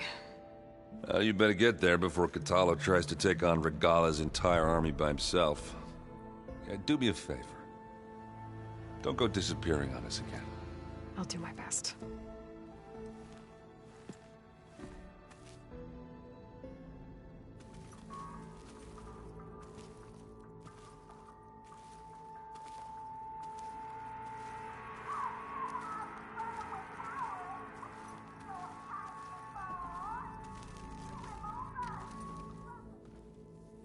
Think you can manage things here while I go help Hekarro? Stopping Regala's war. It'll help us take the fight to the Zeniths? Yes. Then I'll make sure the rest of us are ready upon your return. Okay.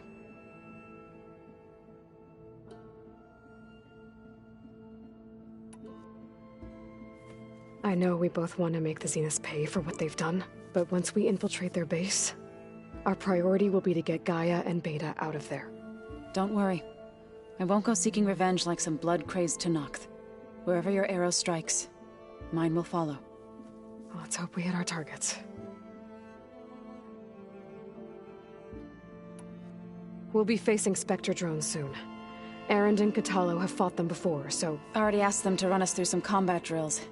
Erend moves like an oaf, but he's good with that hammer. You look like you have something on your mind. We're going to war soon. And war is something I promised myself I'd left behind in the Red Raids. But the more of your data I go through, every voice I hear, every word I read from our ancient past, it makes me realize just how much life was given so that ours could flourish. Fighting for that gift, it's our responsibility. If we fail, it was all for naught. Helps to know you're not alone. For a moment there, you sounded like Varl. I don't know what you're talking about.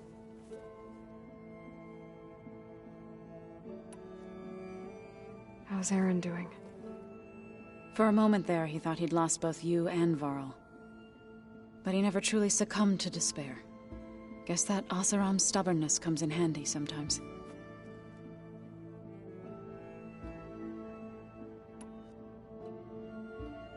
Anything interesting happen while I was away?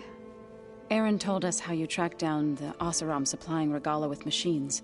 In fact, he's quite adamant about relating the tale at least twice a day. But I can tell it meant a lot that you asked for his help. I wouldn't have been able to track them down if it wasn't for him.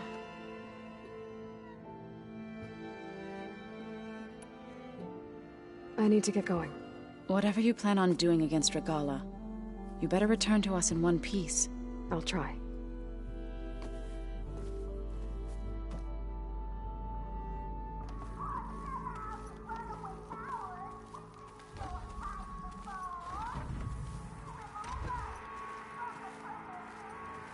You look busy. My studies are a good distraction. Especially after Cauldron Gemini.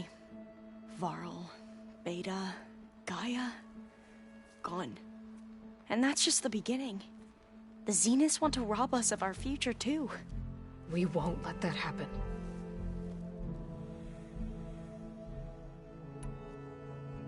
Tilda, the Zenith that Beta mentioned, she was the one who rescued me. Did she say why? She knew Elizabeth Sobek.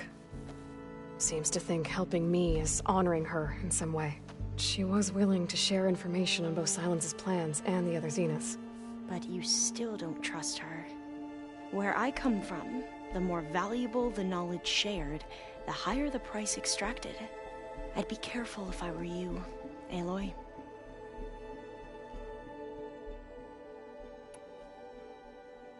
So, all of the tribes here are new to you? Yes. I've been studying up on them. The most fascinating one thus far has been the Tenakth, an entire culture based on the holograms of an ancient museum. There's much they've misinterpreted, not unlike the Quen. But still, there's a nobility to what they've become. They're honorable and fearless. And deadly.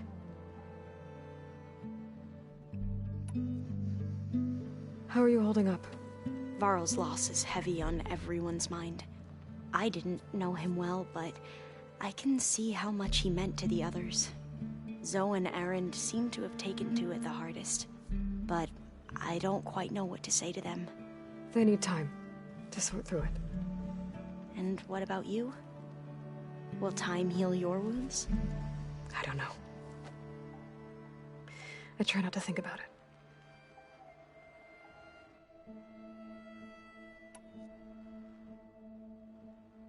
Seems like everyone's ready to take the fight to the enemy. Kotallo more than most. If I were this Regala, I wouldn't want to cross him on the battlefield. Regala still has a lot of machines on her side.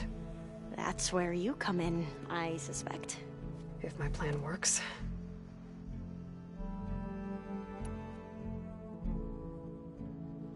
I should get going. Be ready to go on my signal, okay?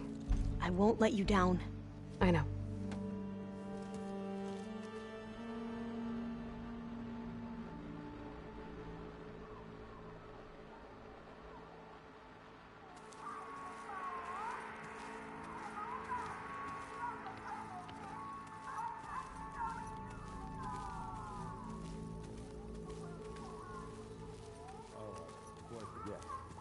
I watered those plants for you. Oh?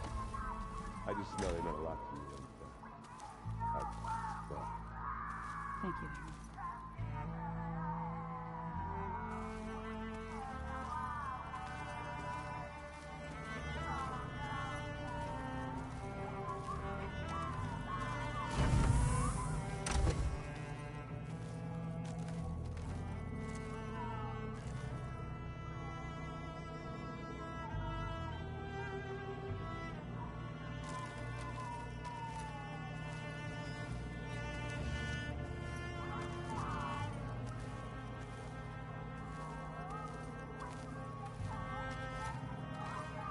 So Silent's plan was to trick Regala into sacrificing her tribe in a hopeless battle against the Zeniths.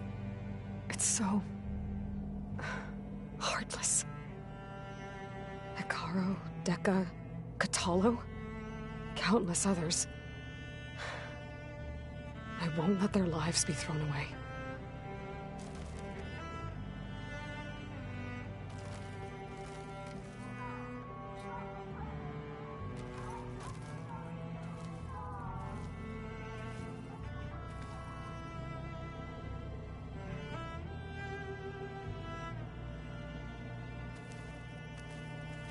focus. It's Varl's.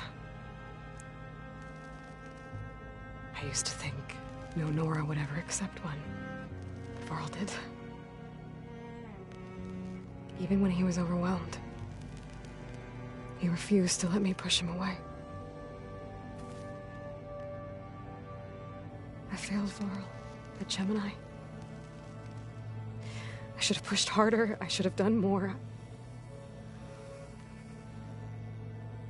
I'd give anything to have him back.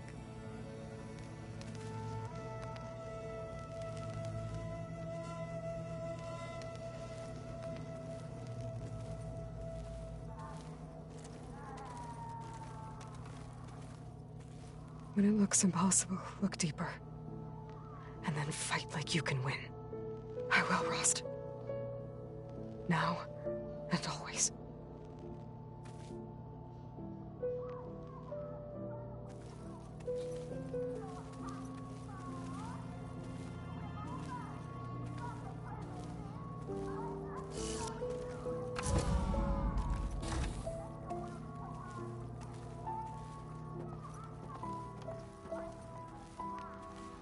Did you see Katala's new armor?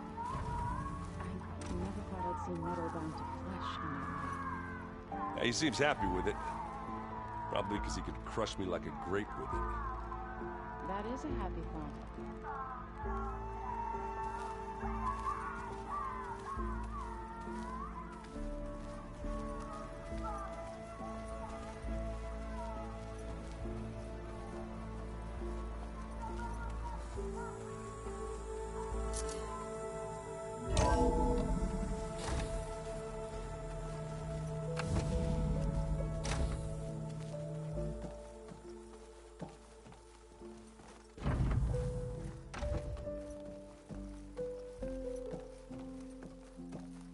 It feels empty in here without Gaia.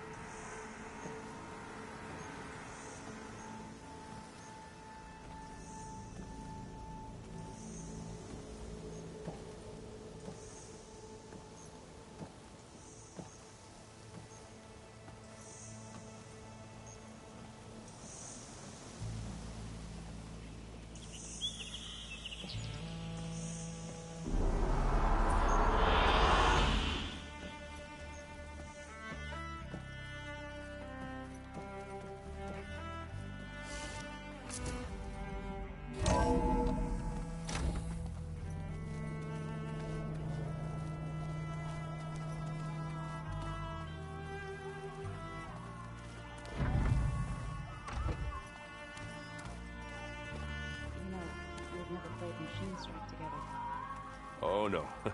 I got enough trouble with Katala, always kicking my ass. Who says I'm any good at it? The way my luck's going, I'll bet you're a pro.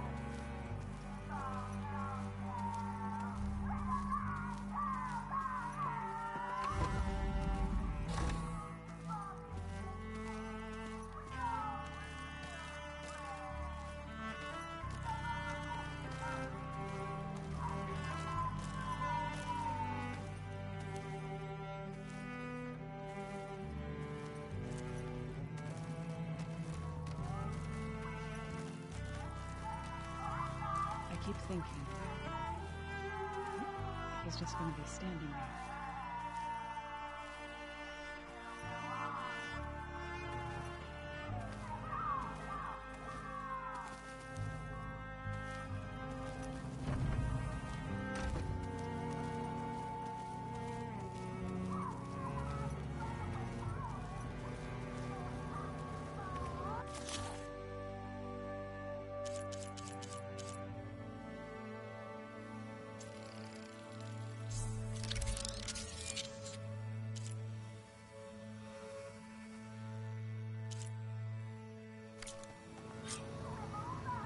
Override installed. Now to find a sunwing. I think there are some roosting at the top of the mountain.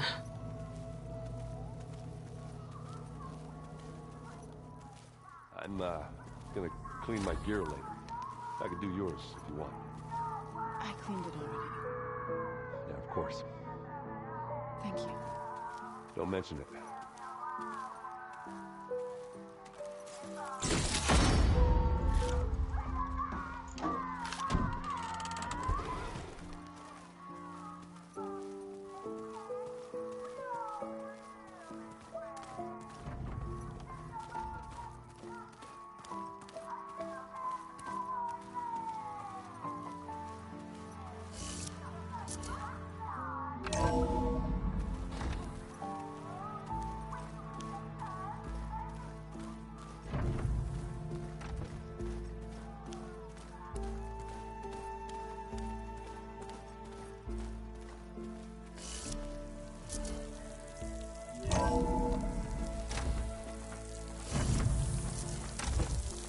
Okay, I need to find a sunwing to override. Better head up the mountain.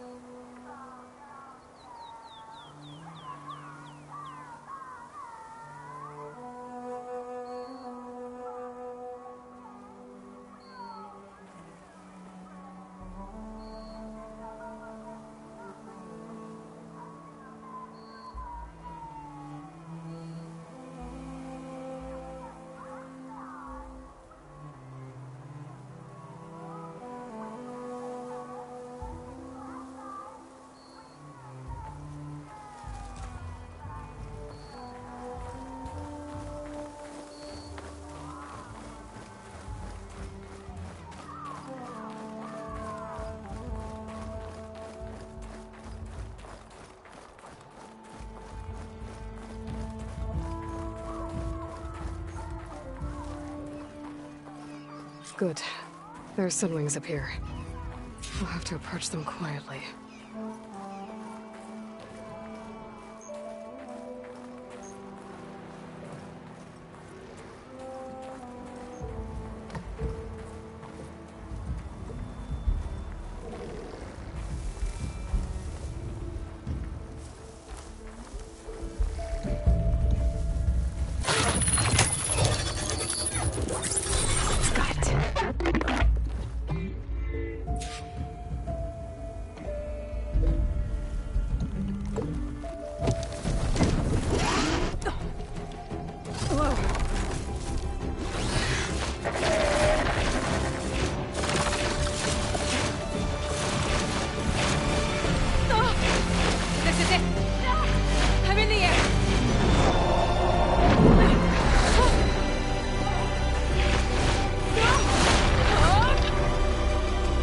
Tilda, I'm in the air. Then you'll want to pick up an energy cell on one of the ancient Horus Titans. But first you must send out a pulse to activate them. I've sent you the necessary software. To deploy it, you'll have to override one of the communication machines referred to as Tolnecs.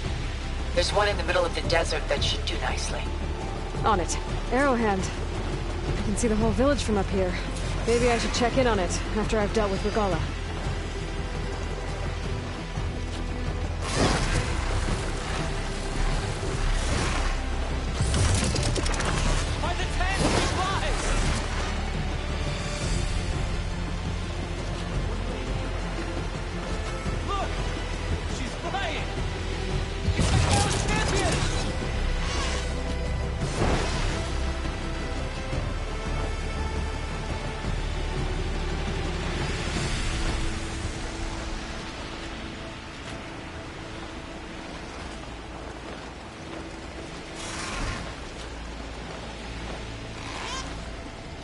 There's a Tolnec. Need to get on top of its head.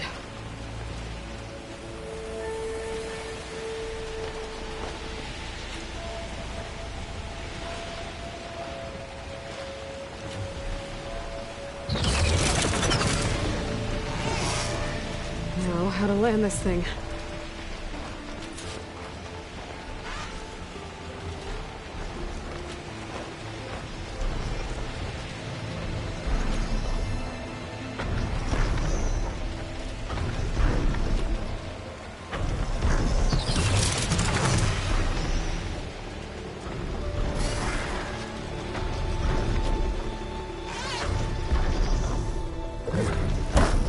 Made it. Just got override it.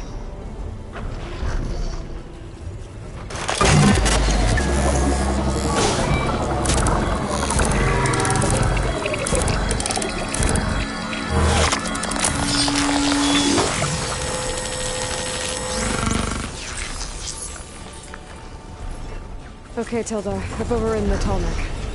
Good. Then the energy cells are now primed. Simply pick one up on a Horus. The nearest one should be northwest of your position. Dropping it on Regala's machine should produce quite a spectacle. Thanks for the assist. I told you, I want to help.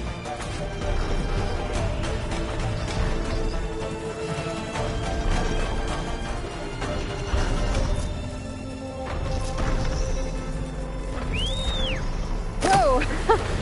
I'm gonna get used to that.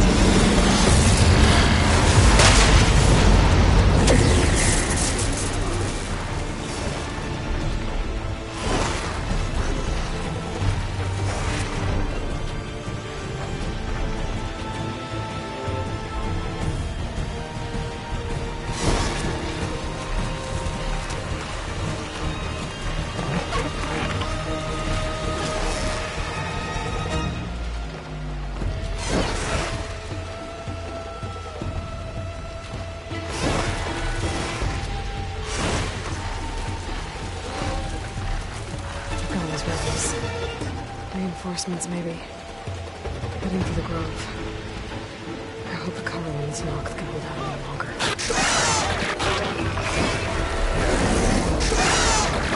Here it goes! By the 10, she flies!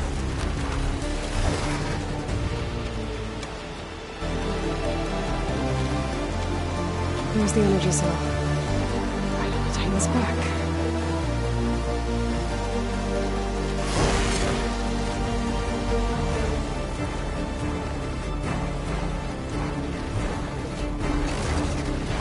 Got the cell. Now on to the grove. This Rotolnik should have reactivated all the energy cells in the region. I should be able to pick up more from any Horus I fly to. It'll be useful, even after I deal with Wabella.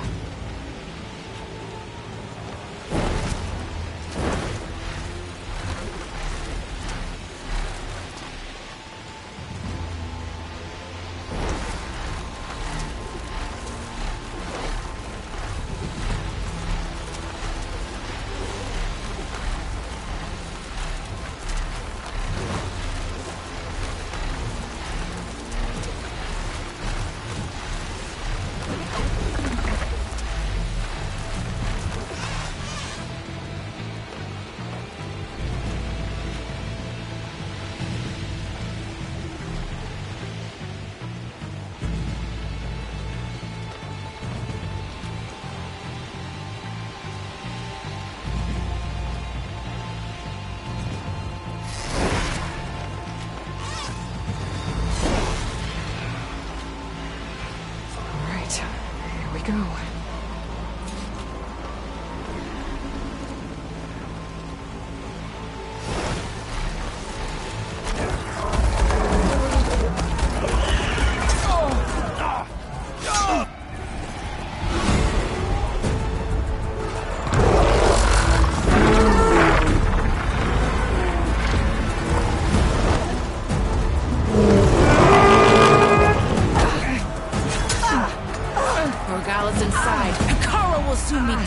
It's all over, Chaplain. I gotta drop it now. Here it goes.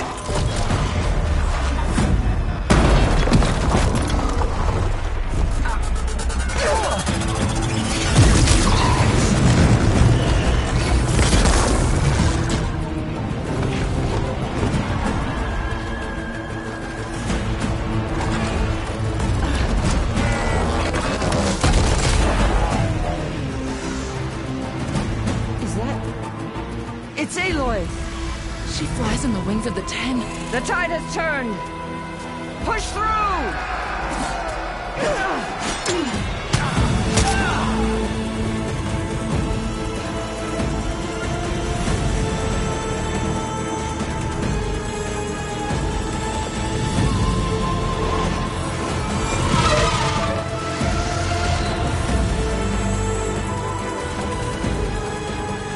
End of the line, Hakon. Now on your knees, and I'll give you the death you didn't have the spine to give me.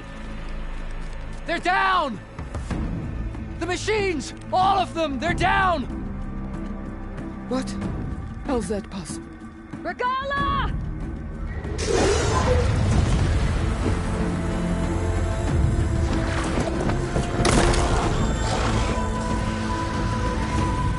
Enough bloodshed! Let's settle this. You and me. Easy to say when you're atop a machine.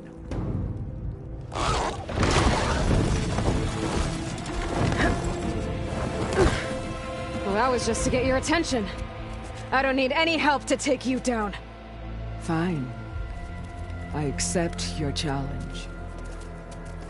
And once I'm done with you, I'll get to finish the slaughter. We'll see about that. The duel is set. Let none interfere.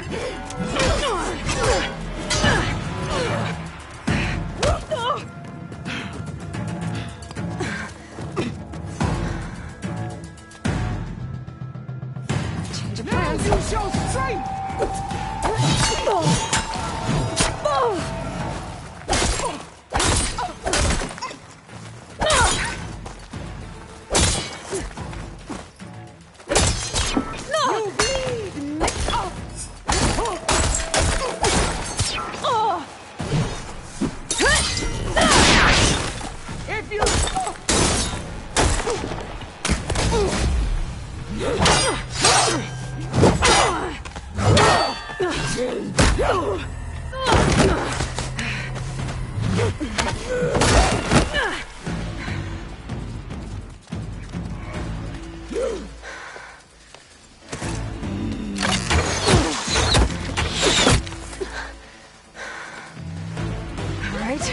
that's how it's gonna be.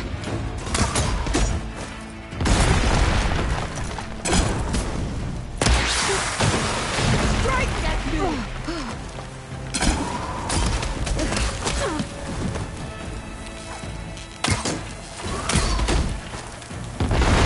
Here it comes! I'll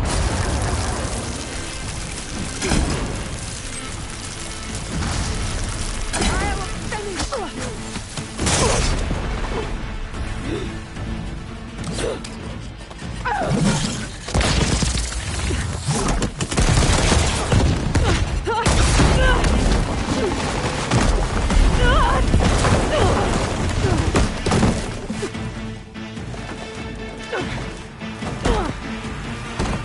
This is where it ends! Yeah, it is.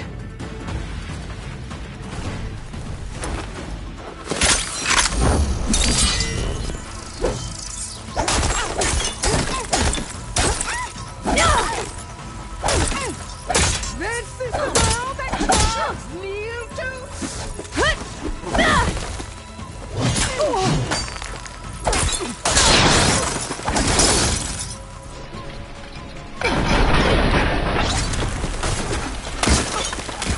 I wait!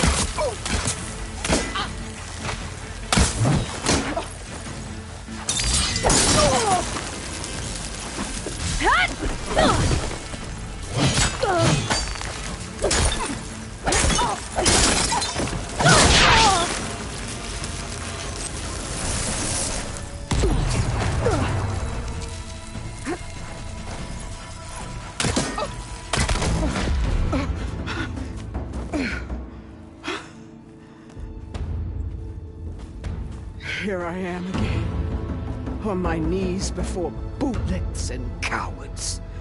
Go ahead, run me through. Shut your mouth, traitor.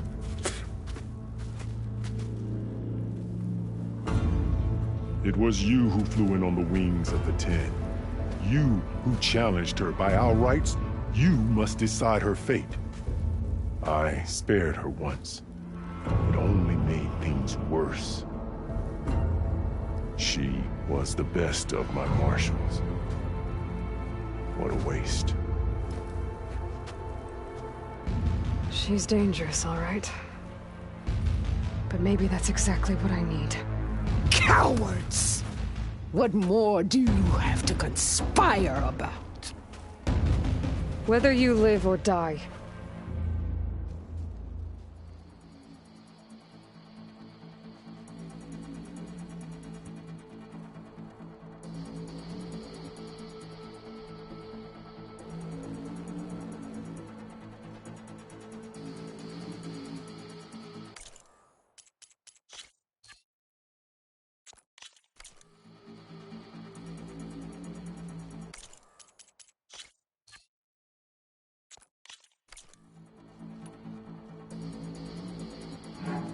You led a rebellion that tore a tribe apart. All for bloodlust and revenge. Maybe the only thing you deserve is to die right here. Or maybe that fury can be directed at the real enemy. You want to ally with her? How can you even trust her? Despite all that she's done, she's never been one to break her word. Will she give it? I won't beg for my life. Decide.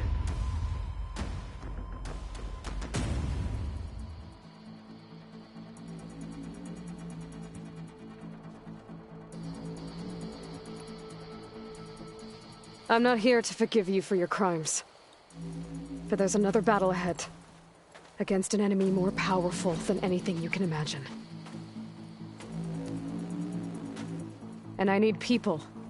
A squad. That's willing to do whatever it takes. I don't want your mercy. It's not mercy. The battle I'm talking about will be charging into a nightmare. A better death than this? Yes.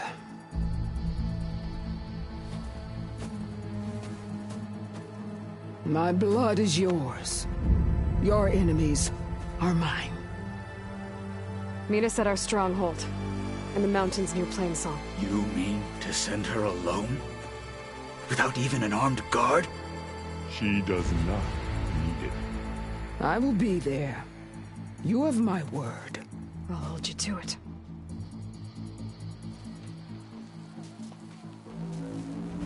Chief, there's something you both need to see. In the throne room.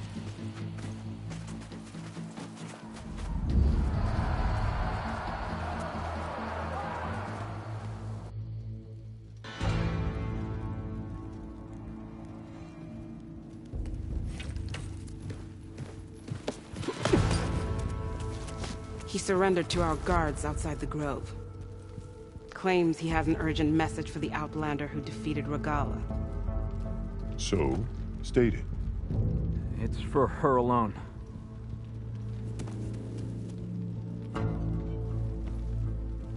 From an interested party.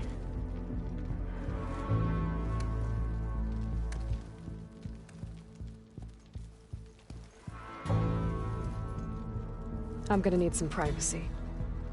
Clear the room. Put him with the rest of Regala's soldiers. I'll see you back at base.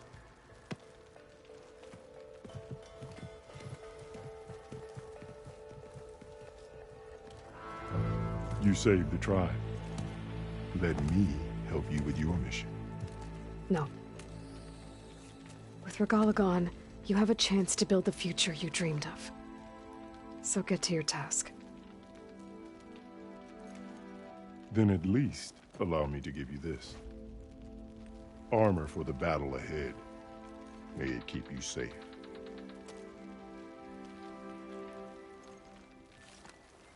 Thank you.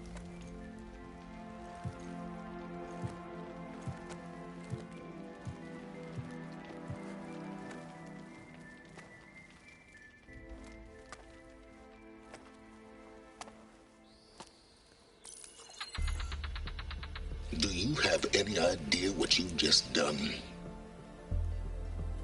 Oh, it's a pleasure to see you too, Silence. Congratulations on your victory. You saved the Tanakh for a few weeks. Unfortunately, you've doomed the entire planet as well. Wrong. I don't need a Tanakh army to defeat the Zeniths. Oh, Aloy. Have you learned nothing about the enemy we're up against? More than you, hiding whatever hole you found.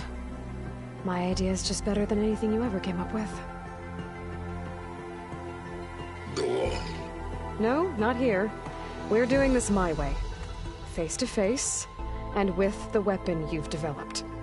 And why would I agree to that?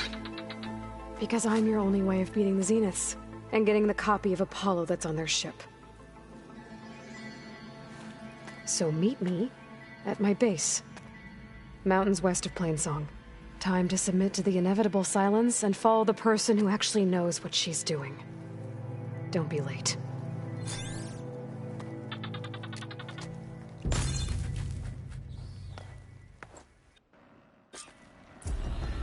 Tilda, you there? I did it. Silence is on board, so head to my base. Impressive.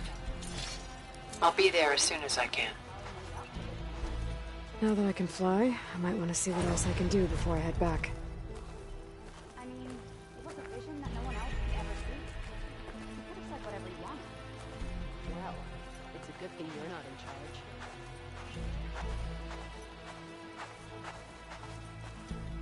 So the Oscar. I heard they're the ones who have the carcass and trappers. Listen, very light. And giant lifts of gears and metal and meridians. We can believe such things. So what? Stand up straight, Cavo. Aloy's here.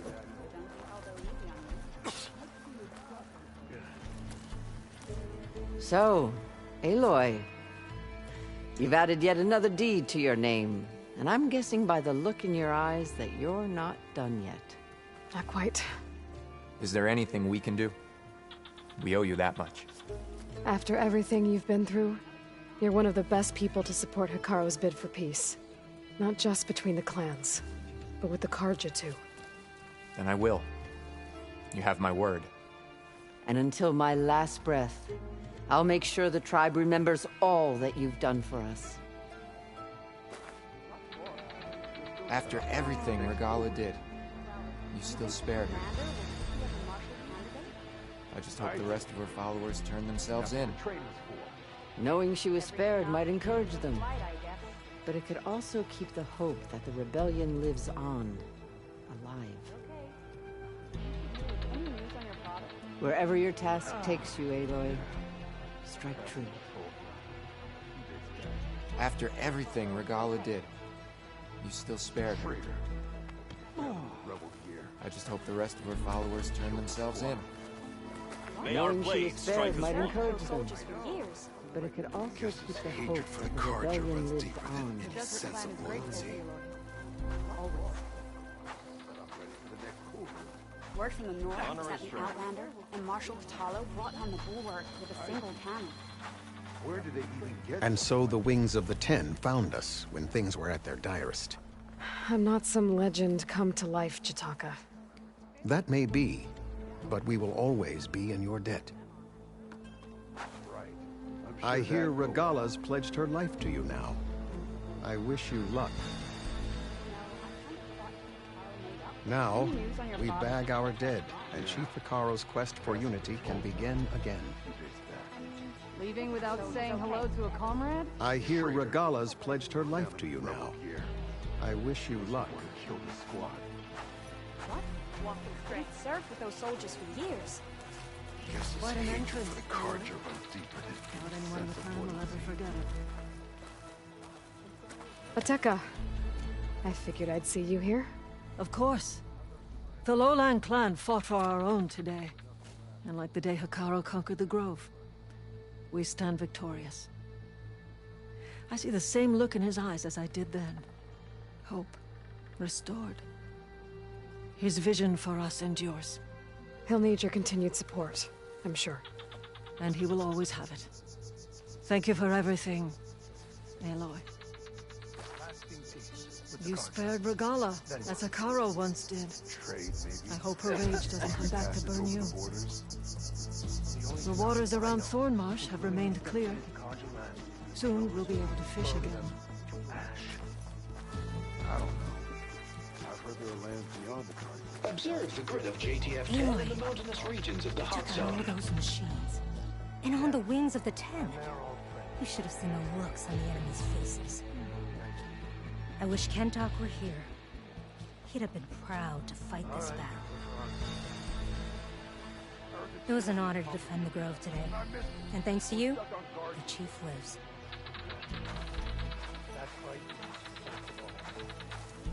Wait, you were there? Oh, yeah. My whole squad went. We're even thinking of getting Thresh to commemorate it. What? You're spectators? The flame of the desert now flies on the wings of the Ten. Will wonders never cease? I thought you wanted to stay neutral. In the end, I decided that if you thought Hekarro was worth fighting for, then that was good enough for me. I'm honored. The honor is mine. I hope you know what you're doing. But they're still just Sparing Regala caused this mess to begin with. Well, how many do you have? The chaplains will preach of this battle for as long as the tribe lives on. Uh-huh. So I asked the chaplain how do Hekarro keeps his head. We must all unite to stop Regala. No. Dakota, thought you'd be back at the bulwark. Let it be known that the Sky Clan defended the Grove today, as hopeless a battle as it was, until you flew in on the wings of the Ten, that is. We are in your debt. You fought for your tribe, so your debt is paid. On your way, then. There's nothing more to say between us, champion. Come learn about life as a soldier of JTF-10. The cool route was a real defeat for Regala. You should know that I got Good to see you.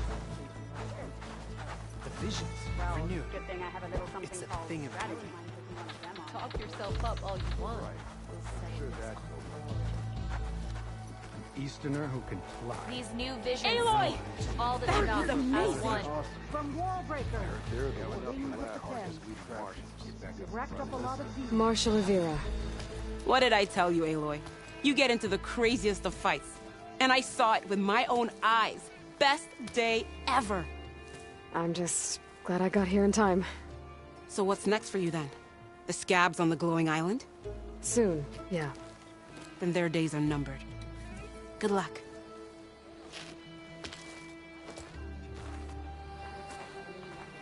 The visions are renewed. Let us receive their wisdom. First chance I get, I'm going straight to the anchor to get this battle marked on my skin. I would have gladly died for the chief, but I'm glad to live to see another battle too. Well fought today, Aloy. Your part in today's battle will be recounted for years to come by me and all chaplains who come after. Many Sky Clan soldiers joined Regala's rebellion. I doubt Tekote will accept them back, if they even want to return. Where do they even get So such you a spared Regala. I heard they took down a tremor. I suppose she's your problem now. Your blade be bright. A tremor test. Yeah. Glory, I wouldn't honor, mind taking one of truth. them on, actually. They Right. walk I'm sure with that'd strength, go well. Outlander.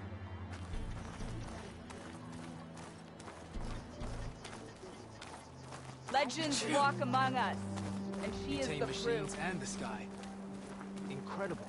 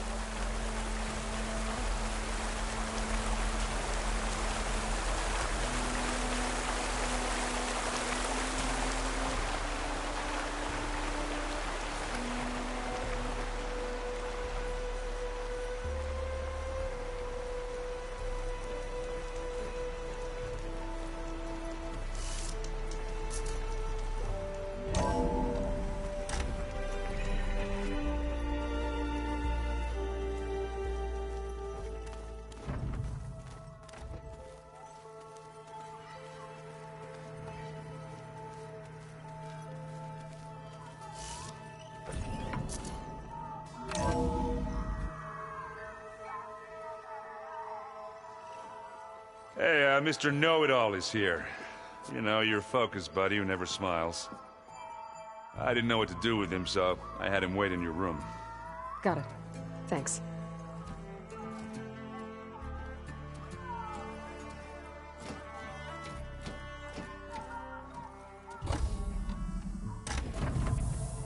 Well, Silence. Looks like you finally found a door you could open without me. I'm glad it's there, actually. It kept me from having to mingle with the company you keep. But enough prattle. I believe you owe me an explanation. Your plans for the Zenith base? You're right. I do owe you. My spear in your throat for deceiving me again. At the Hades Proving Lab. I doubt you asked me here for that kind of reckoning. No. Right now, I need your help. So I'm giving you one final chance. But if you ever betray me again, I will kill you no matter what the circumstance. Understood? Very well.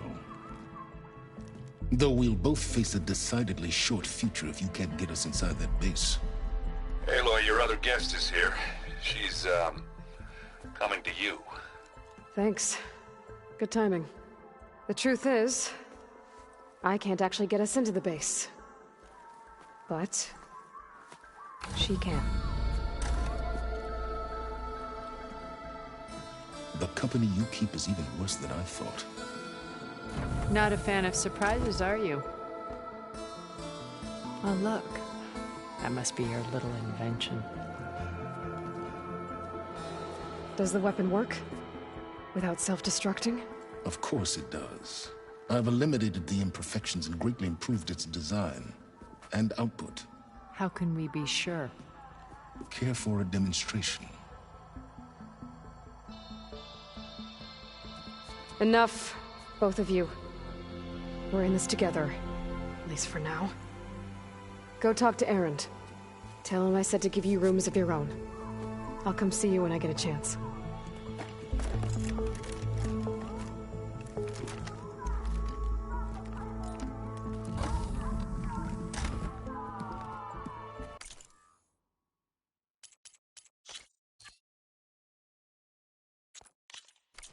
Oh no, you first.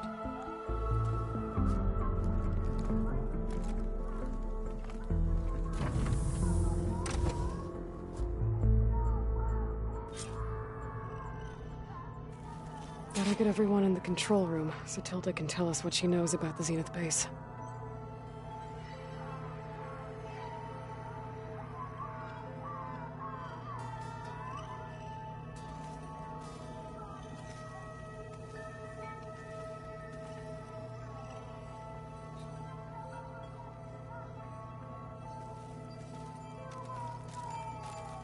With Regala out of the way, Hikaru and Zanok, they're safe. The future's up to them now. I do wish they'd drop all the honorary names they've given me. But if I've learned anything about them, that is not a battle I am going to win.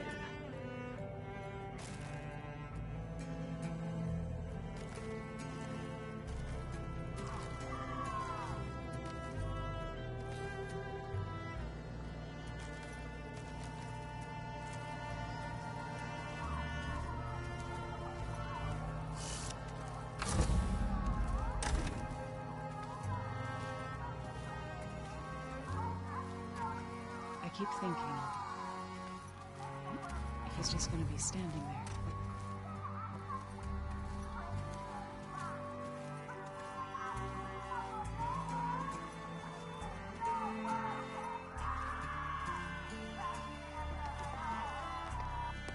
there. Aloy, you came back with some interesting friends. Wish I could say we don't need them, but Silence and Tilda are here for a reason. Even Regala. Yeah. Enemy of my enemy and all that, right? Right. You, talk to Tilda at all? I tried. I don't think even a hot forge could melt that ice. And you say she wants to help? I think so. Well, let's hope. I guess Silence is keeping to himself, as usual. I was hoping he'd give me an excuse to hammer his sorry ass to the ground. Please don't. You telling me you wouldn't want to get just one good hit on that smug face of his? After everything he's done? Sure. Later. Right now, he's got something we need. Doesn't look like any of our guests are making trouble. Yet. So, Catalo tells me you flew. Well, that's new. I've been busting my balls trying to learn to read. You're out there having all the fun. Don't worry. You'll be getting all the fun you can handle soon. With the Zeniths. Looking forward to it.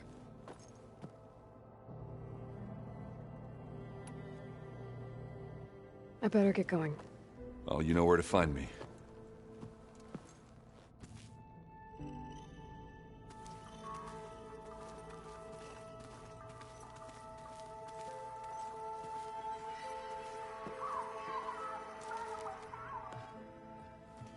Aloy, it appears that we have some interesting new guests. I'm glad to see you're okay, though. I heard you gave the Tanakh something to talk about. I was half expecting you to burst in through the ceiling riding a sunwing. Sorry to disappoint.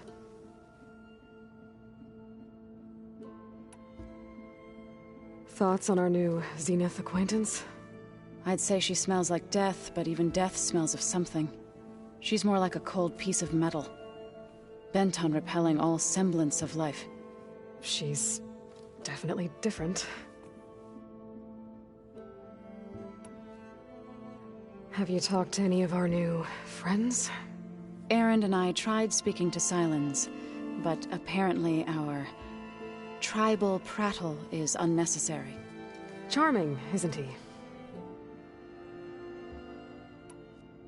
Ready to head over to the Zenith base? Whatever comes, we will endure.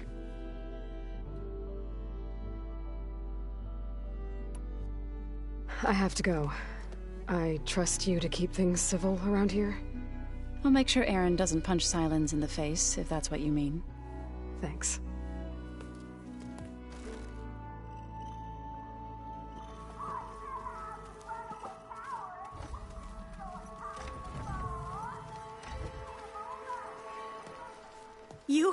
You flew? Kotalo told me. And took out Regala's machines? You know what? I don't even know why I'm surprised. I saw we have visitors and a new weapon. Does this mean we're ready to take the fight to the Zeniths? Almost.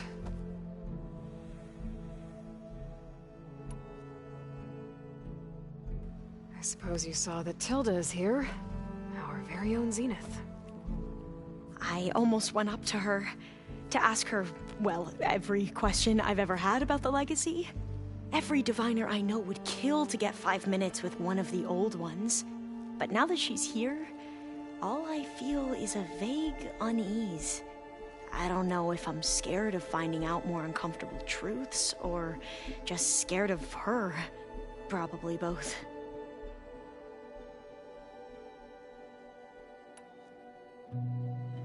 Are you okay?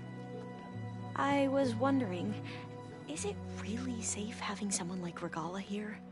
She seems angry. The kind of angry that leads to murdering people in their sleep. Don't worry. We're going to point that anger in the right direction. The Zeniths. If you say so.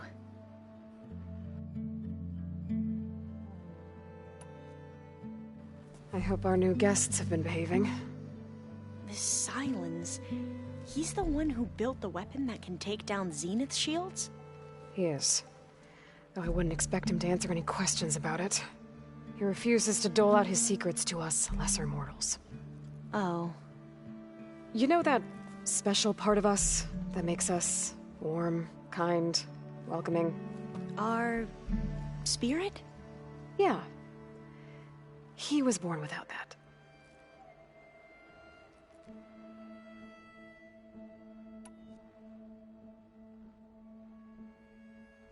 You sure you're okay going on this mission?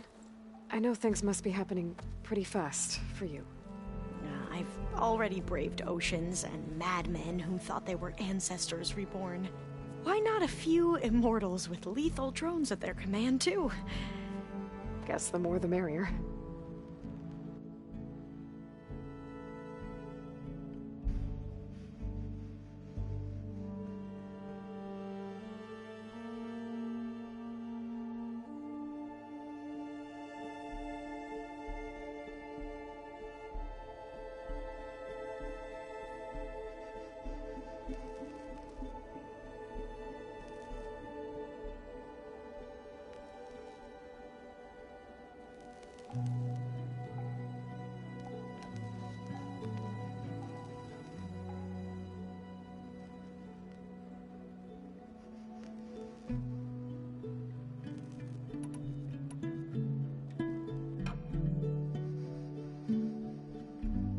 I need to wrap up a few things, but stay sharp.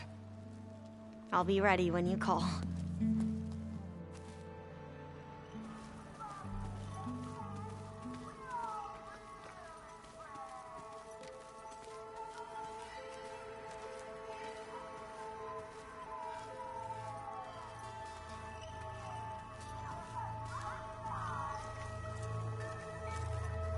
I'm no chaplain, but that is...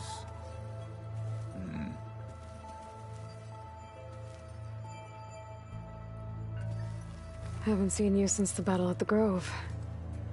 How are you holding up? I saw you fly on the wings of the Ten, and paralyze Regala's army with lightning. I would say that I am... inspired. Thank you, I guess. It is I who should be thanking you.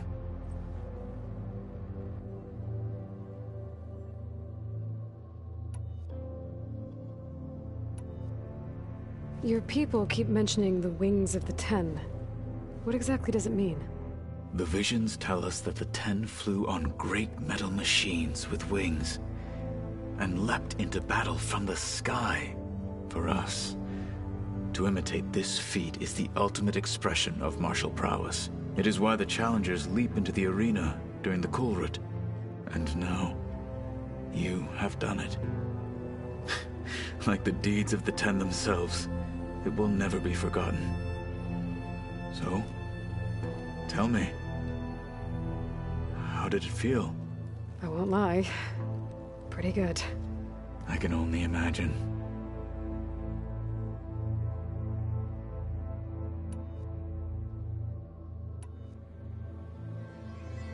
Did you meet Tilda?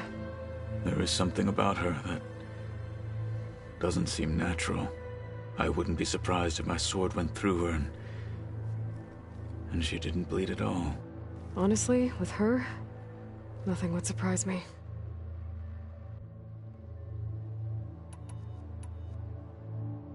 Look, I know you're probably not happy about keeping Regala around, but I want her on our side when we fight the Zeniths. It is more than she deserves. Even so, I will not question your judgment. Thank you, Kotallo. Things will get ugly once the Zeniths realize we're in their base. You'll need every trick you've ever learned. I would have it no other way. Many soldiers died in the old world to make sure we stood here today. We will endure on their behalf. Though, I am curious how you intend to defeat the Zenith's defenses without an army of our own. Leave that to me. Just make sure you're ready to fight. As you say. You have more than earned my trust. I have to go. But I'll be briefing everyone on the plan soon. Understood.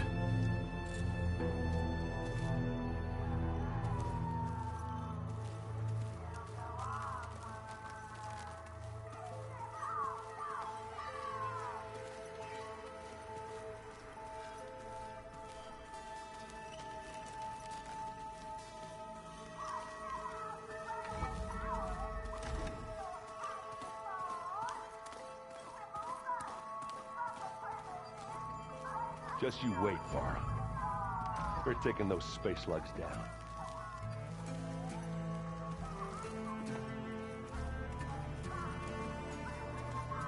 Did you need something?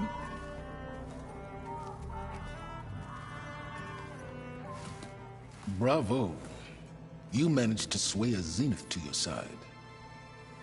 Care to explain? Not a chance. I thought you said the weapon was ready. There's always room to optimize. But that's not why you're here. I assume you want to comprehend my undertakings. So, ask away. Since when were you so forthcoming? Since you turned this into a waiting game. And as it seems you have found modest success, perhaps I'm willing to be generous.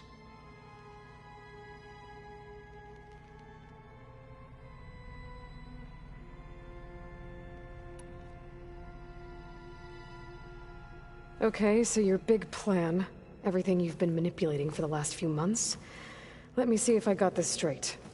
You learned about the Zeniths from Hades when you interrogated it. Then you came up with a plan to defeat them by using a Tenakth army and that weapon. And to get the Tenakth to fight for you, or rather the Sons of Prometheus, armed Regala's rebels with override tech.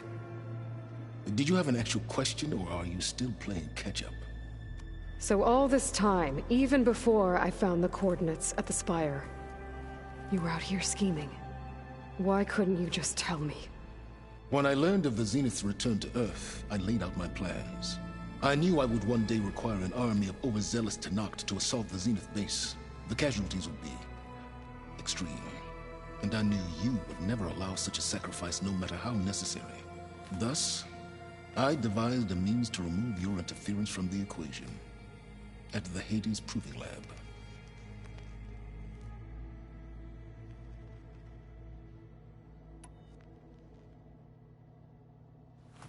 You wanted me to surrender to the Zeniths at the Hades Proving Lab. They almost killed me. Based on everything I knew about them, I concluded they would find you a useful asset, thereby keeping you out of harm's way and, more importantly, out of my way. So you really didn't know they had their own clone of Elizabeth? No. Unfortunately, there was no way I could have known that particular detail. Detail? Well, I guess if it wasn't for that, we wouldn't be here today.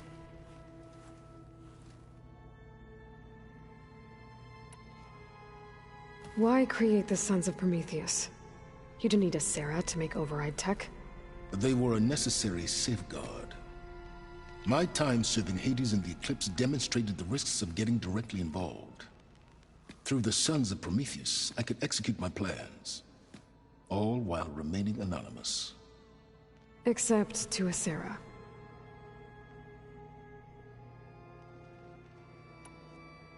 How did you get a Sarah to work for you? I knew there was an associate of the Oseram tinker, Dervahl, who escaped his failed assault on Meridian. It was trivial to track her down and gain her cooperation. She wanted to succeed where Dervahl had failed. So you promised her Regala, and the Tenakth. The Sarah would help you create a machine-riding army, and wanted to see Meridian burn as much as she did.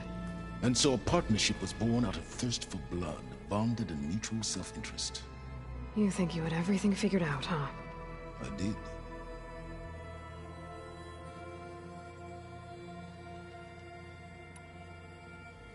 Tell me about the weapon. How does it work? I've upgraded the delivery system. It now emits a wave-like effect covering a significant distance. That doesn't fully answer my question. No, but I'd be a fool to reveal its inner workings. After all, why did you withhold your plan for dealing with the Zenith drones? Yes, even you can appreciate the value of secrecy when warranted. Suffice it to say that the weapon will work. The intricacies of how is knowledge that is mine alone.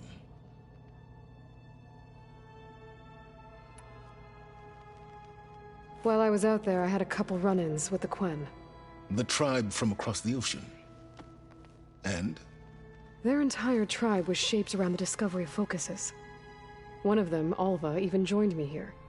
Don't you want to know more about them? No. They stumbled upon the greatest technological artifact from the ancient world, and what did they do with it? They shrouded the knowledge they unearthed in mysticism and taboo, creating a pantheon out of corporate shills. Yes, well, it also led them to Thebes. Did it now?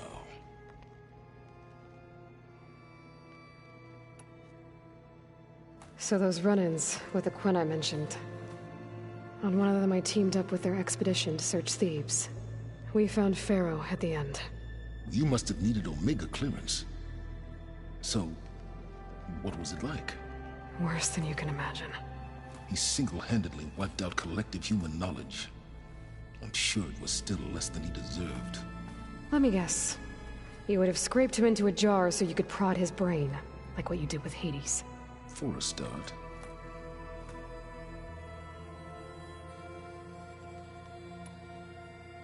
Why help Regalla take over? If you wanted an army, you could have just gone to Hekarro. Before Regalla's rebellion, Hekarro was only concerned with battling machines and fostering friendships with the Karja. Even if I gained his ear, he would never agree to send his forces to battle a threat he couldn't understand. So helping a bloodthirsty exile was easier? Yes. Exceedingly so. All Regalla craved was war, against the Karja and anyone who threatens the Tenakth. She would have led the tribe into battle without question, which was precisely what I needed.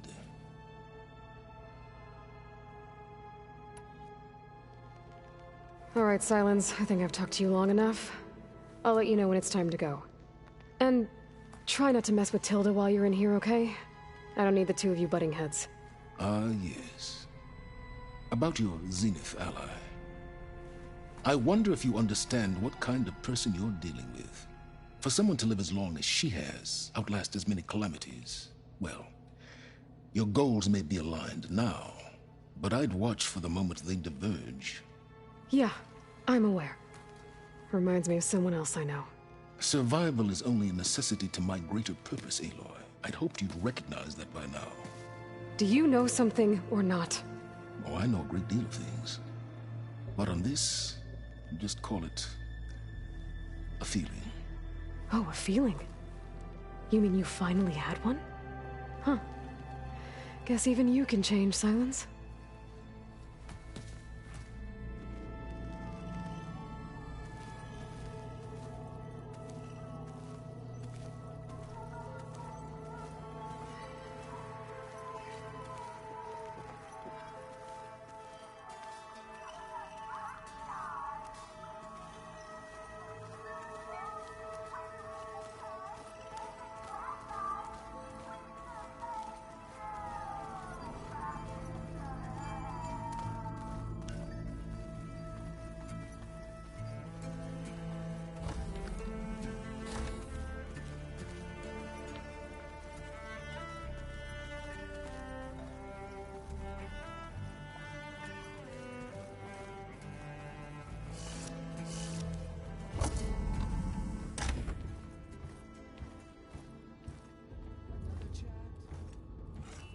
This place smells wrong. No sand or wind, only cold steel.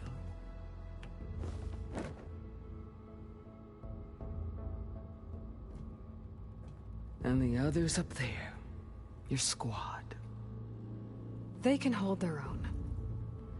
And as for this base, it may not be what you're used to, but it is a shelter. Call it what it is. A cage. You came here on your own. For the battle you promised. So for now I wait in my cage for your word. Tell me when to strike.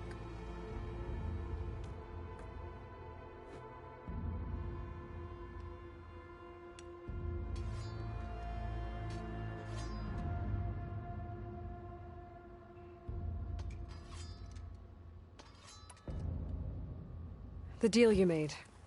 Override tech in exchange for an assault on the Zenith base. How did Silence approach you? That name means nothing to me. My agreement was with the Oseram Sera and her sons of Prometheus. So all this time, you didn't even know who you were really dealing with? And you trusted an Outlander? If it was a trick, I would have crushed her. But she spoke with the same burning hatred for the Karja. And she offered me the chance to run them down with machines. The terror in your enemy's eyes when they see you charge. You know what I'm talking about. I bet you felt it. I don't think so. What about your end of the deal? Would you have honored it? Had I killed Hikaru and become chief, these Zeniths would have been the first of the tribe's victories. But because of you, my people will continue to consort with the enemy. A tribe of weaklings. Because of me, hundreds of Tenakth won't throw away their lives in a battle they can't win.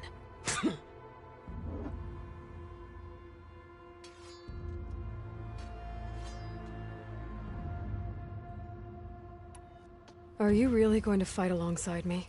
I have no reason to betray you. Really? I failed to kill Hikaru, failed to eliminate you. No Tenakth would follow me now.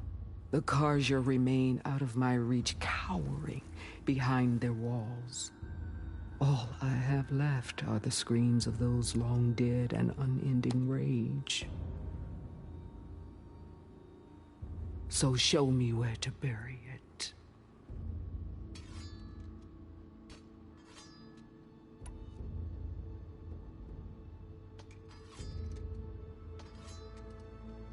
The whole time I've been in the West, I've been fighting you and your rebels. I'd at least like to know why. You were among the enemy. What more is there to know? Why did you do it? Dorak, Jiroka, Makalo, and the Karja pushed into the desert to raid our people. My brother's squad was among the first to intercept them. But the Karja captured them, strung them up, and burned them alive as an example. It was too late. I found them by the sound of their screams. So you wanted vengeance? Vengeance? No. I wanted devastation. To tear down the Karja's cities and drown the land in blood. Hunt down every last survivor and grind their bones until the sky chokes on the dust. But my chief betrayed me. Betrayed the Tenakth.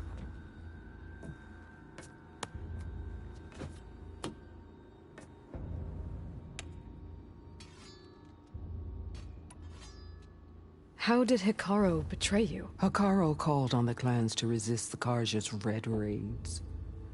But we did more than just defend. We hunted them, and they fled as children before a pack of claw striders all the way to their border.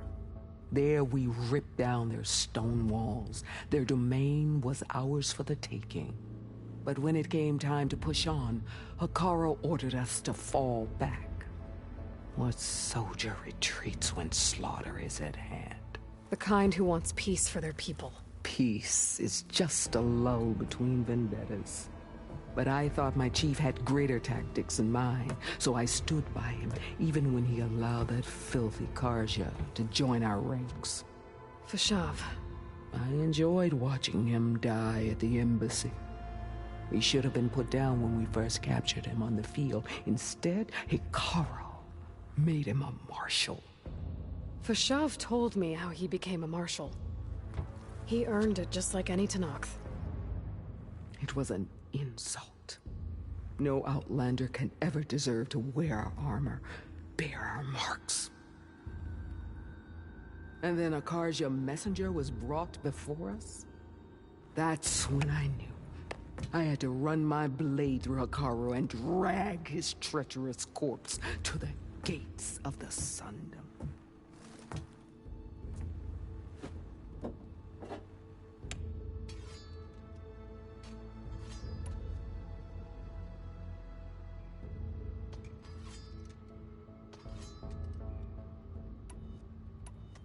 What happened when the Karja messenger appeared before Hikaru?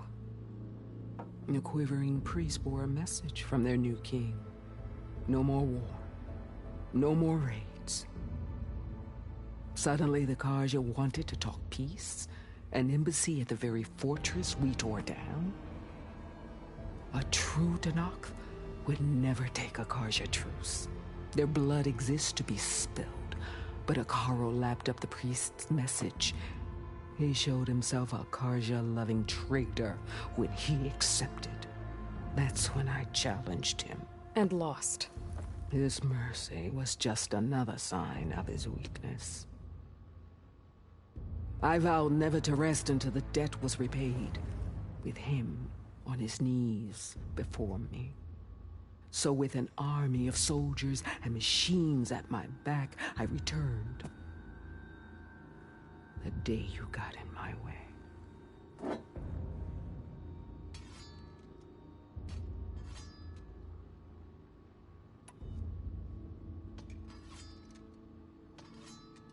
All right. I guess we'll both face the end soon enough. Ever since you got in my way, I've wanted to see your bones burned white beneath the sun. But if I'm to die in battle, then it might as well be with the one who flew with the wings of the 10. I'll let you know when it's time to move out.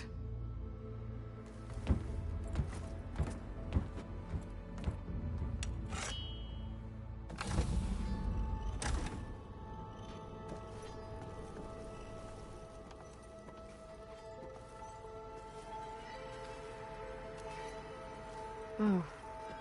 I guess this door's unlocked now. Is Gaia gone? His things.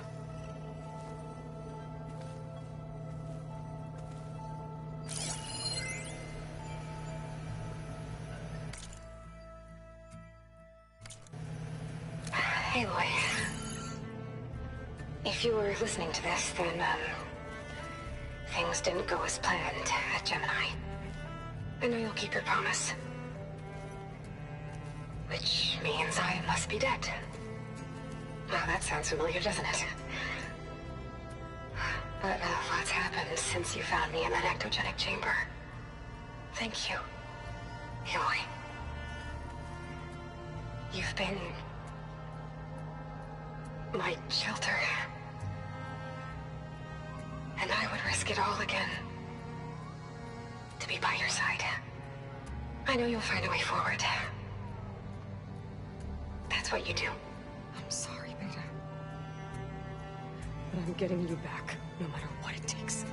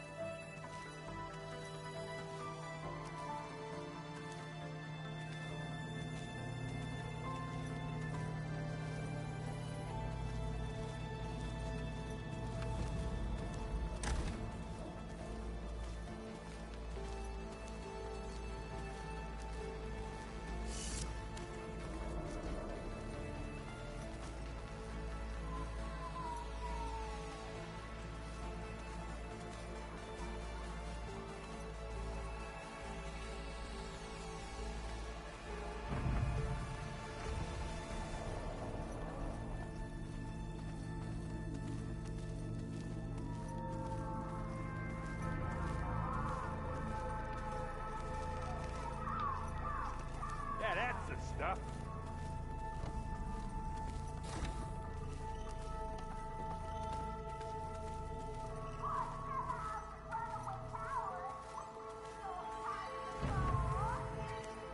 There you are.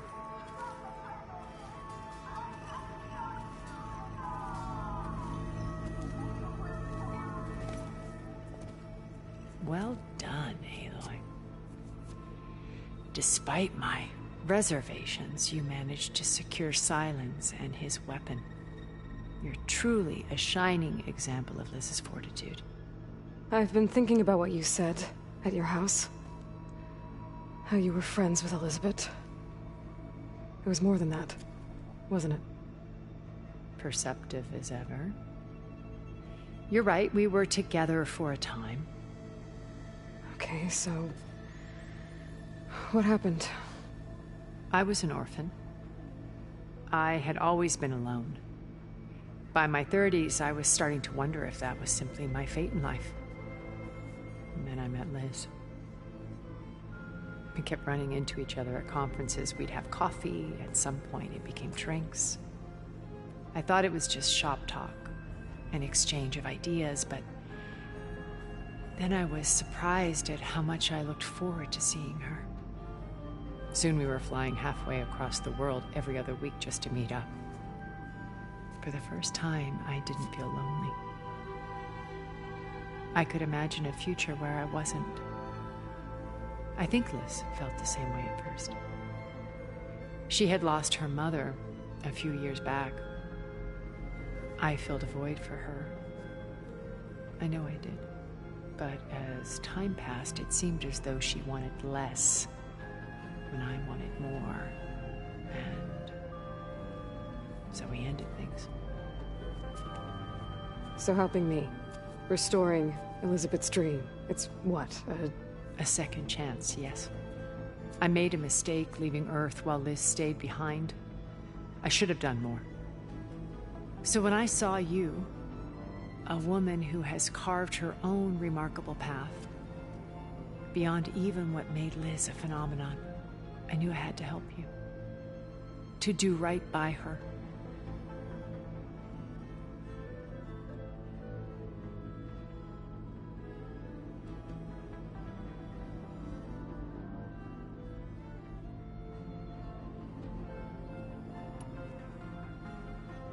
Why do you think Elizabeth pulled away?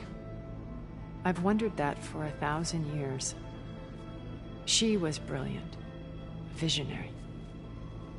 She cared so deeply for the world, for the betterment of humanity. But it also felt like she kept everyone at arm's length, including me. She never wanted to share her burdens. I think, in the end, she had a core that she never let anyone be part of. Sometimes I wonder if anyone really knew her. I found a recording of you and Elizabeth back in the proving lab after Farzineth's attempt to steal Gaia. Yes. A most unpleasant conversation. She said something after the call. I think she regretted how things ended between you. Did she? All this time, thank you for telling me. I've always hated that those were the last words we ever said to each other. And that her last impression of me was as a functionary of Farzineth, not who I truly am.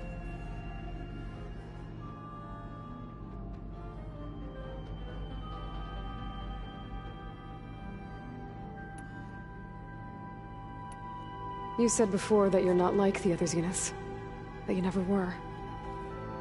But you went along with all of their plans. Out of necessity. I'm not proud of it. But complicity became a means of survival, both when Earth was consumed and when the colony on Sirius was destroyed. I did what I had to. But I resolved to remain one step ahead of the others, to try to undo what damage I could. Hence the data channel with Beta. The secret passage into their base and the little trick I pulled to save you.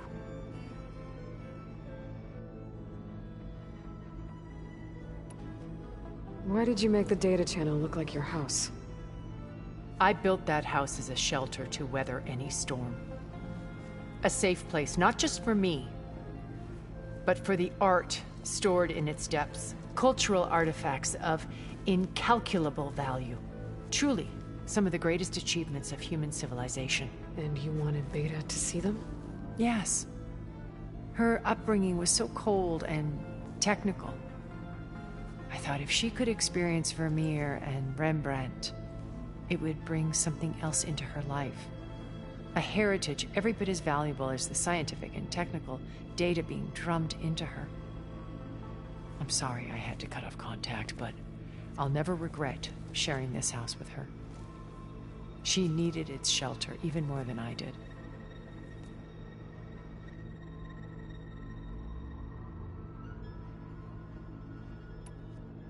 When it's time to break into the Zenith base, what can we expect?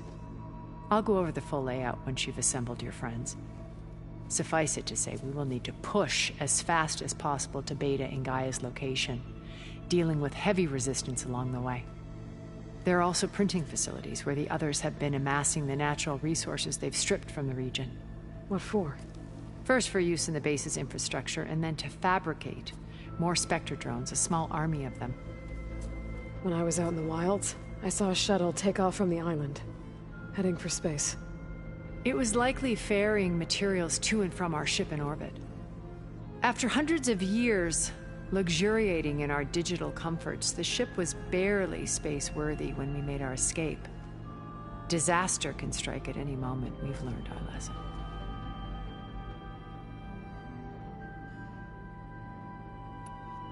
Have you figured out how Silenz's weapon works?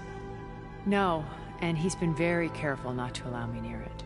I'll admit it bothers me, but regardless of how it functions, I am confident it will deactivate the other shields en masse. How many of them are in the base? 10, including Eric and Gerard. Only a handful of us made it to our ship when our colony collapsed.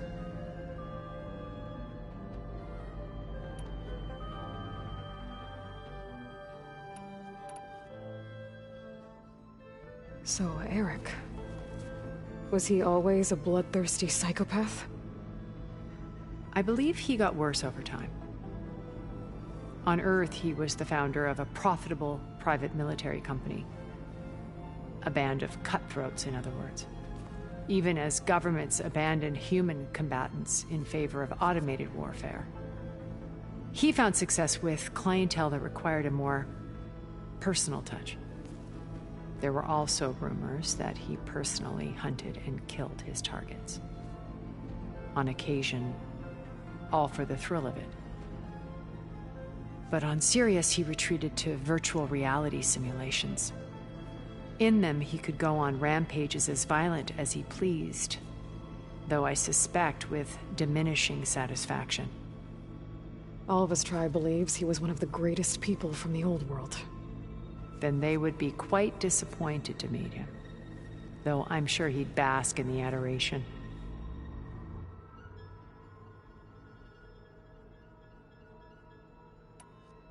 What can you tell me about Gerard?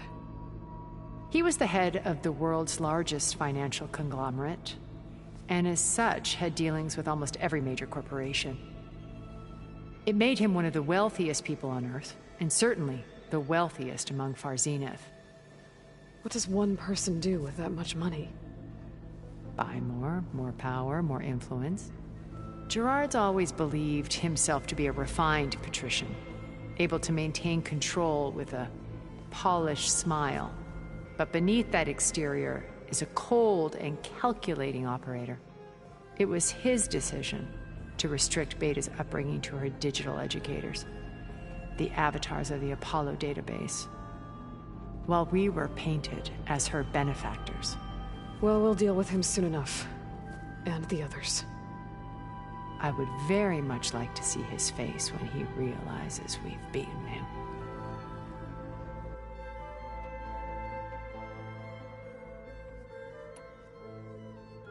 When I was in the ruins of Vegas, I found data on a man named Stanley Chen.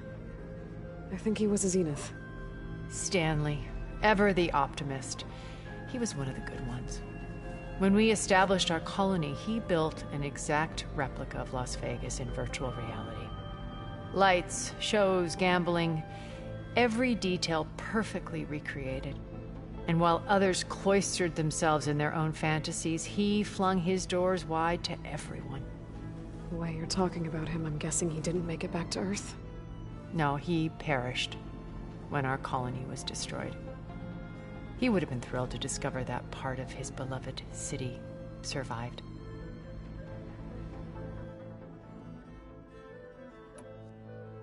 When Beta escaped and hid in an ancient research facility, I saw another one of the Zeniths.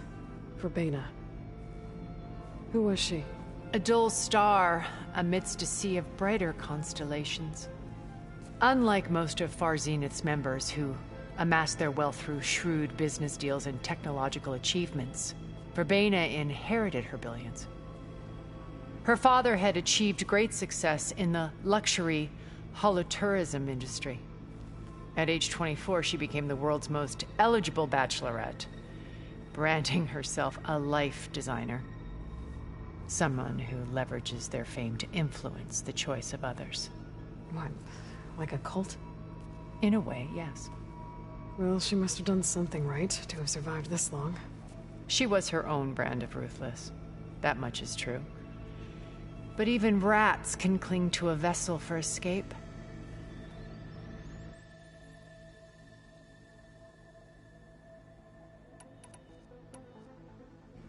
Okay, so I've had run-ins with a handful of Zeniths.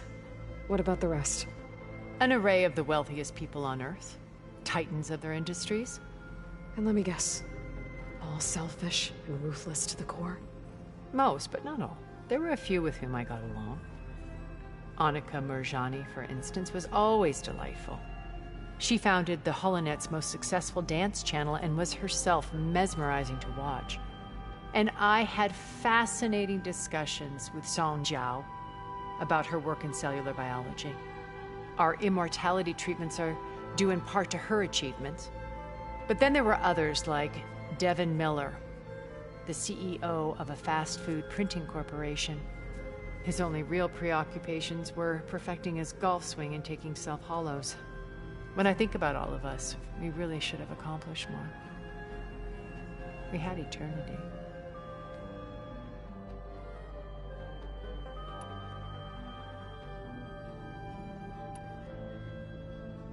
Okay. I'll let you know when it's time. I'll be here until then. And thank you, Aloy, for giving me this chance.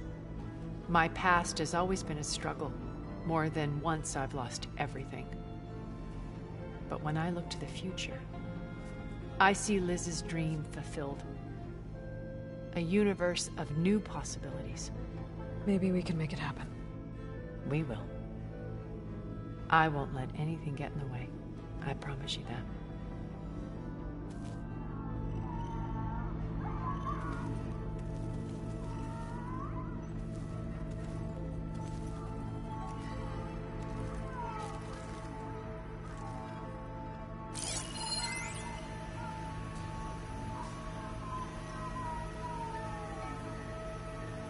Stay as long as you like. I don't mind the company.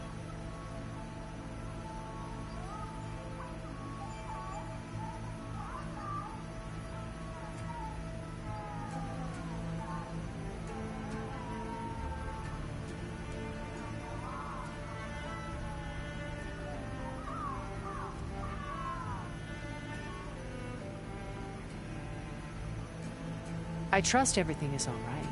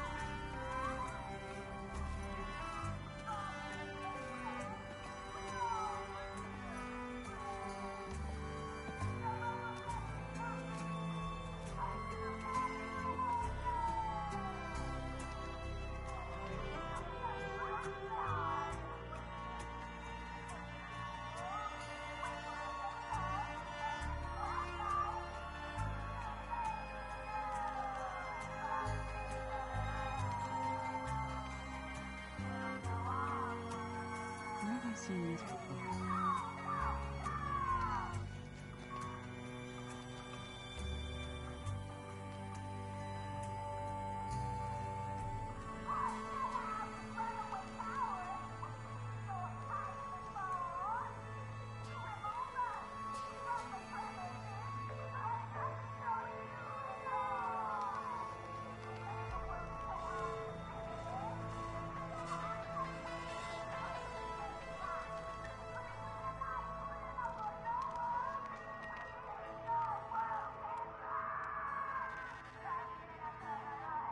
Ah, there it is.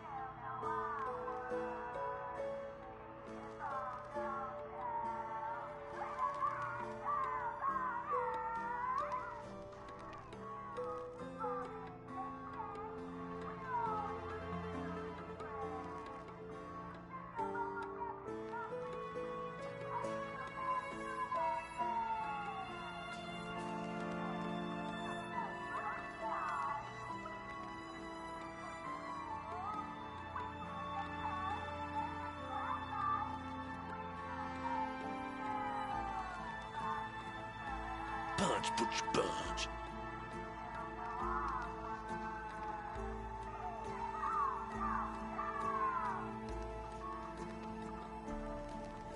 Hey, you need something?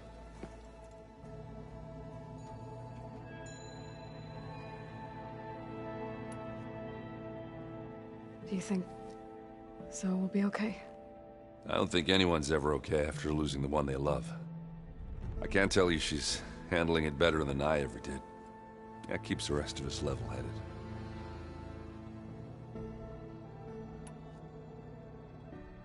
I should go. I'm here if you need me.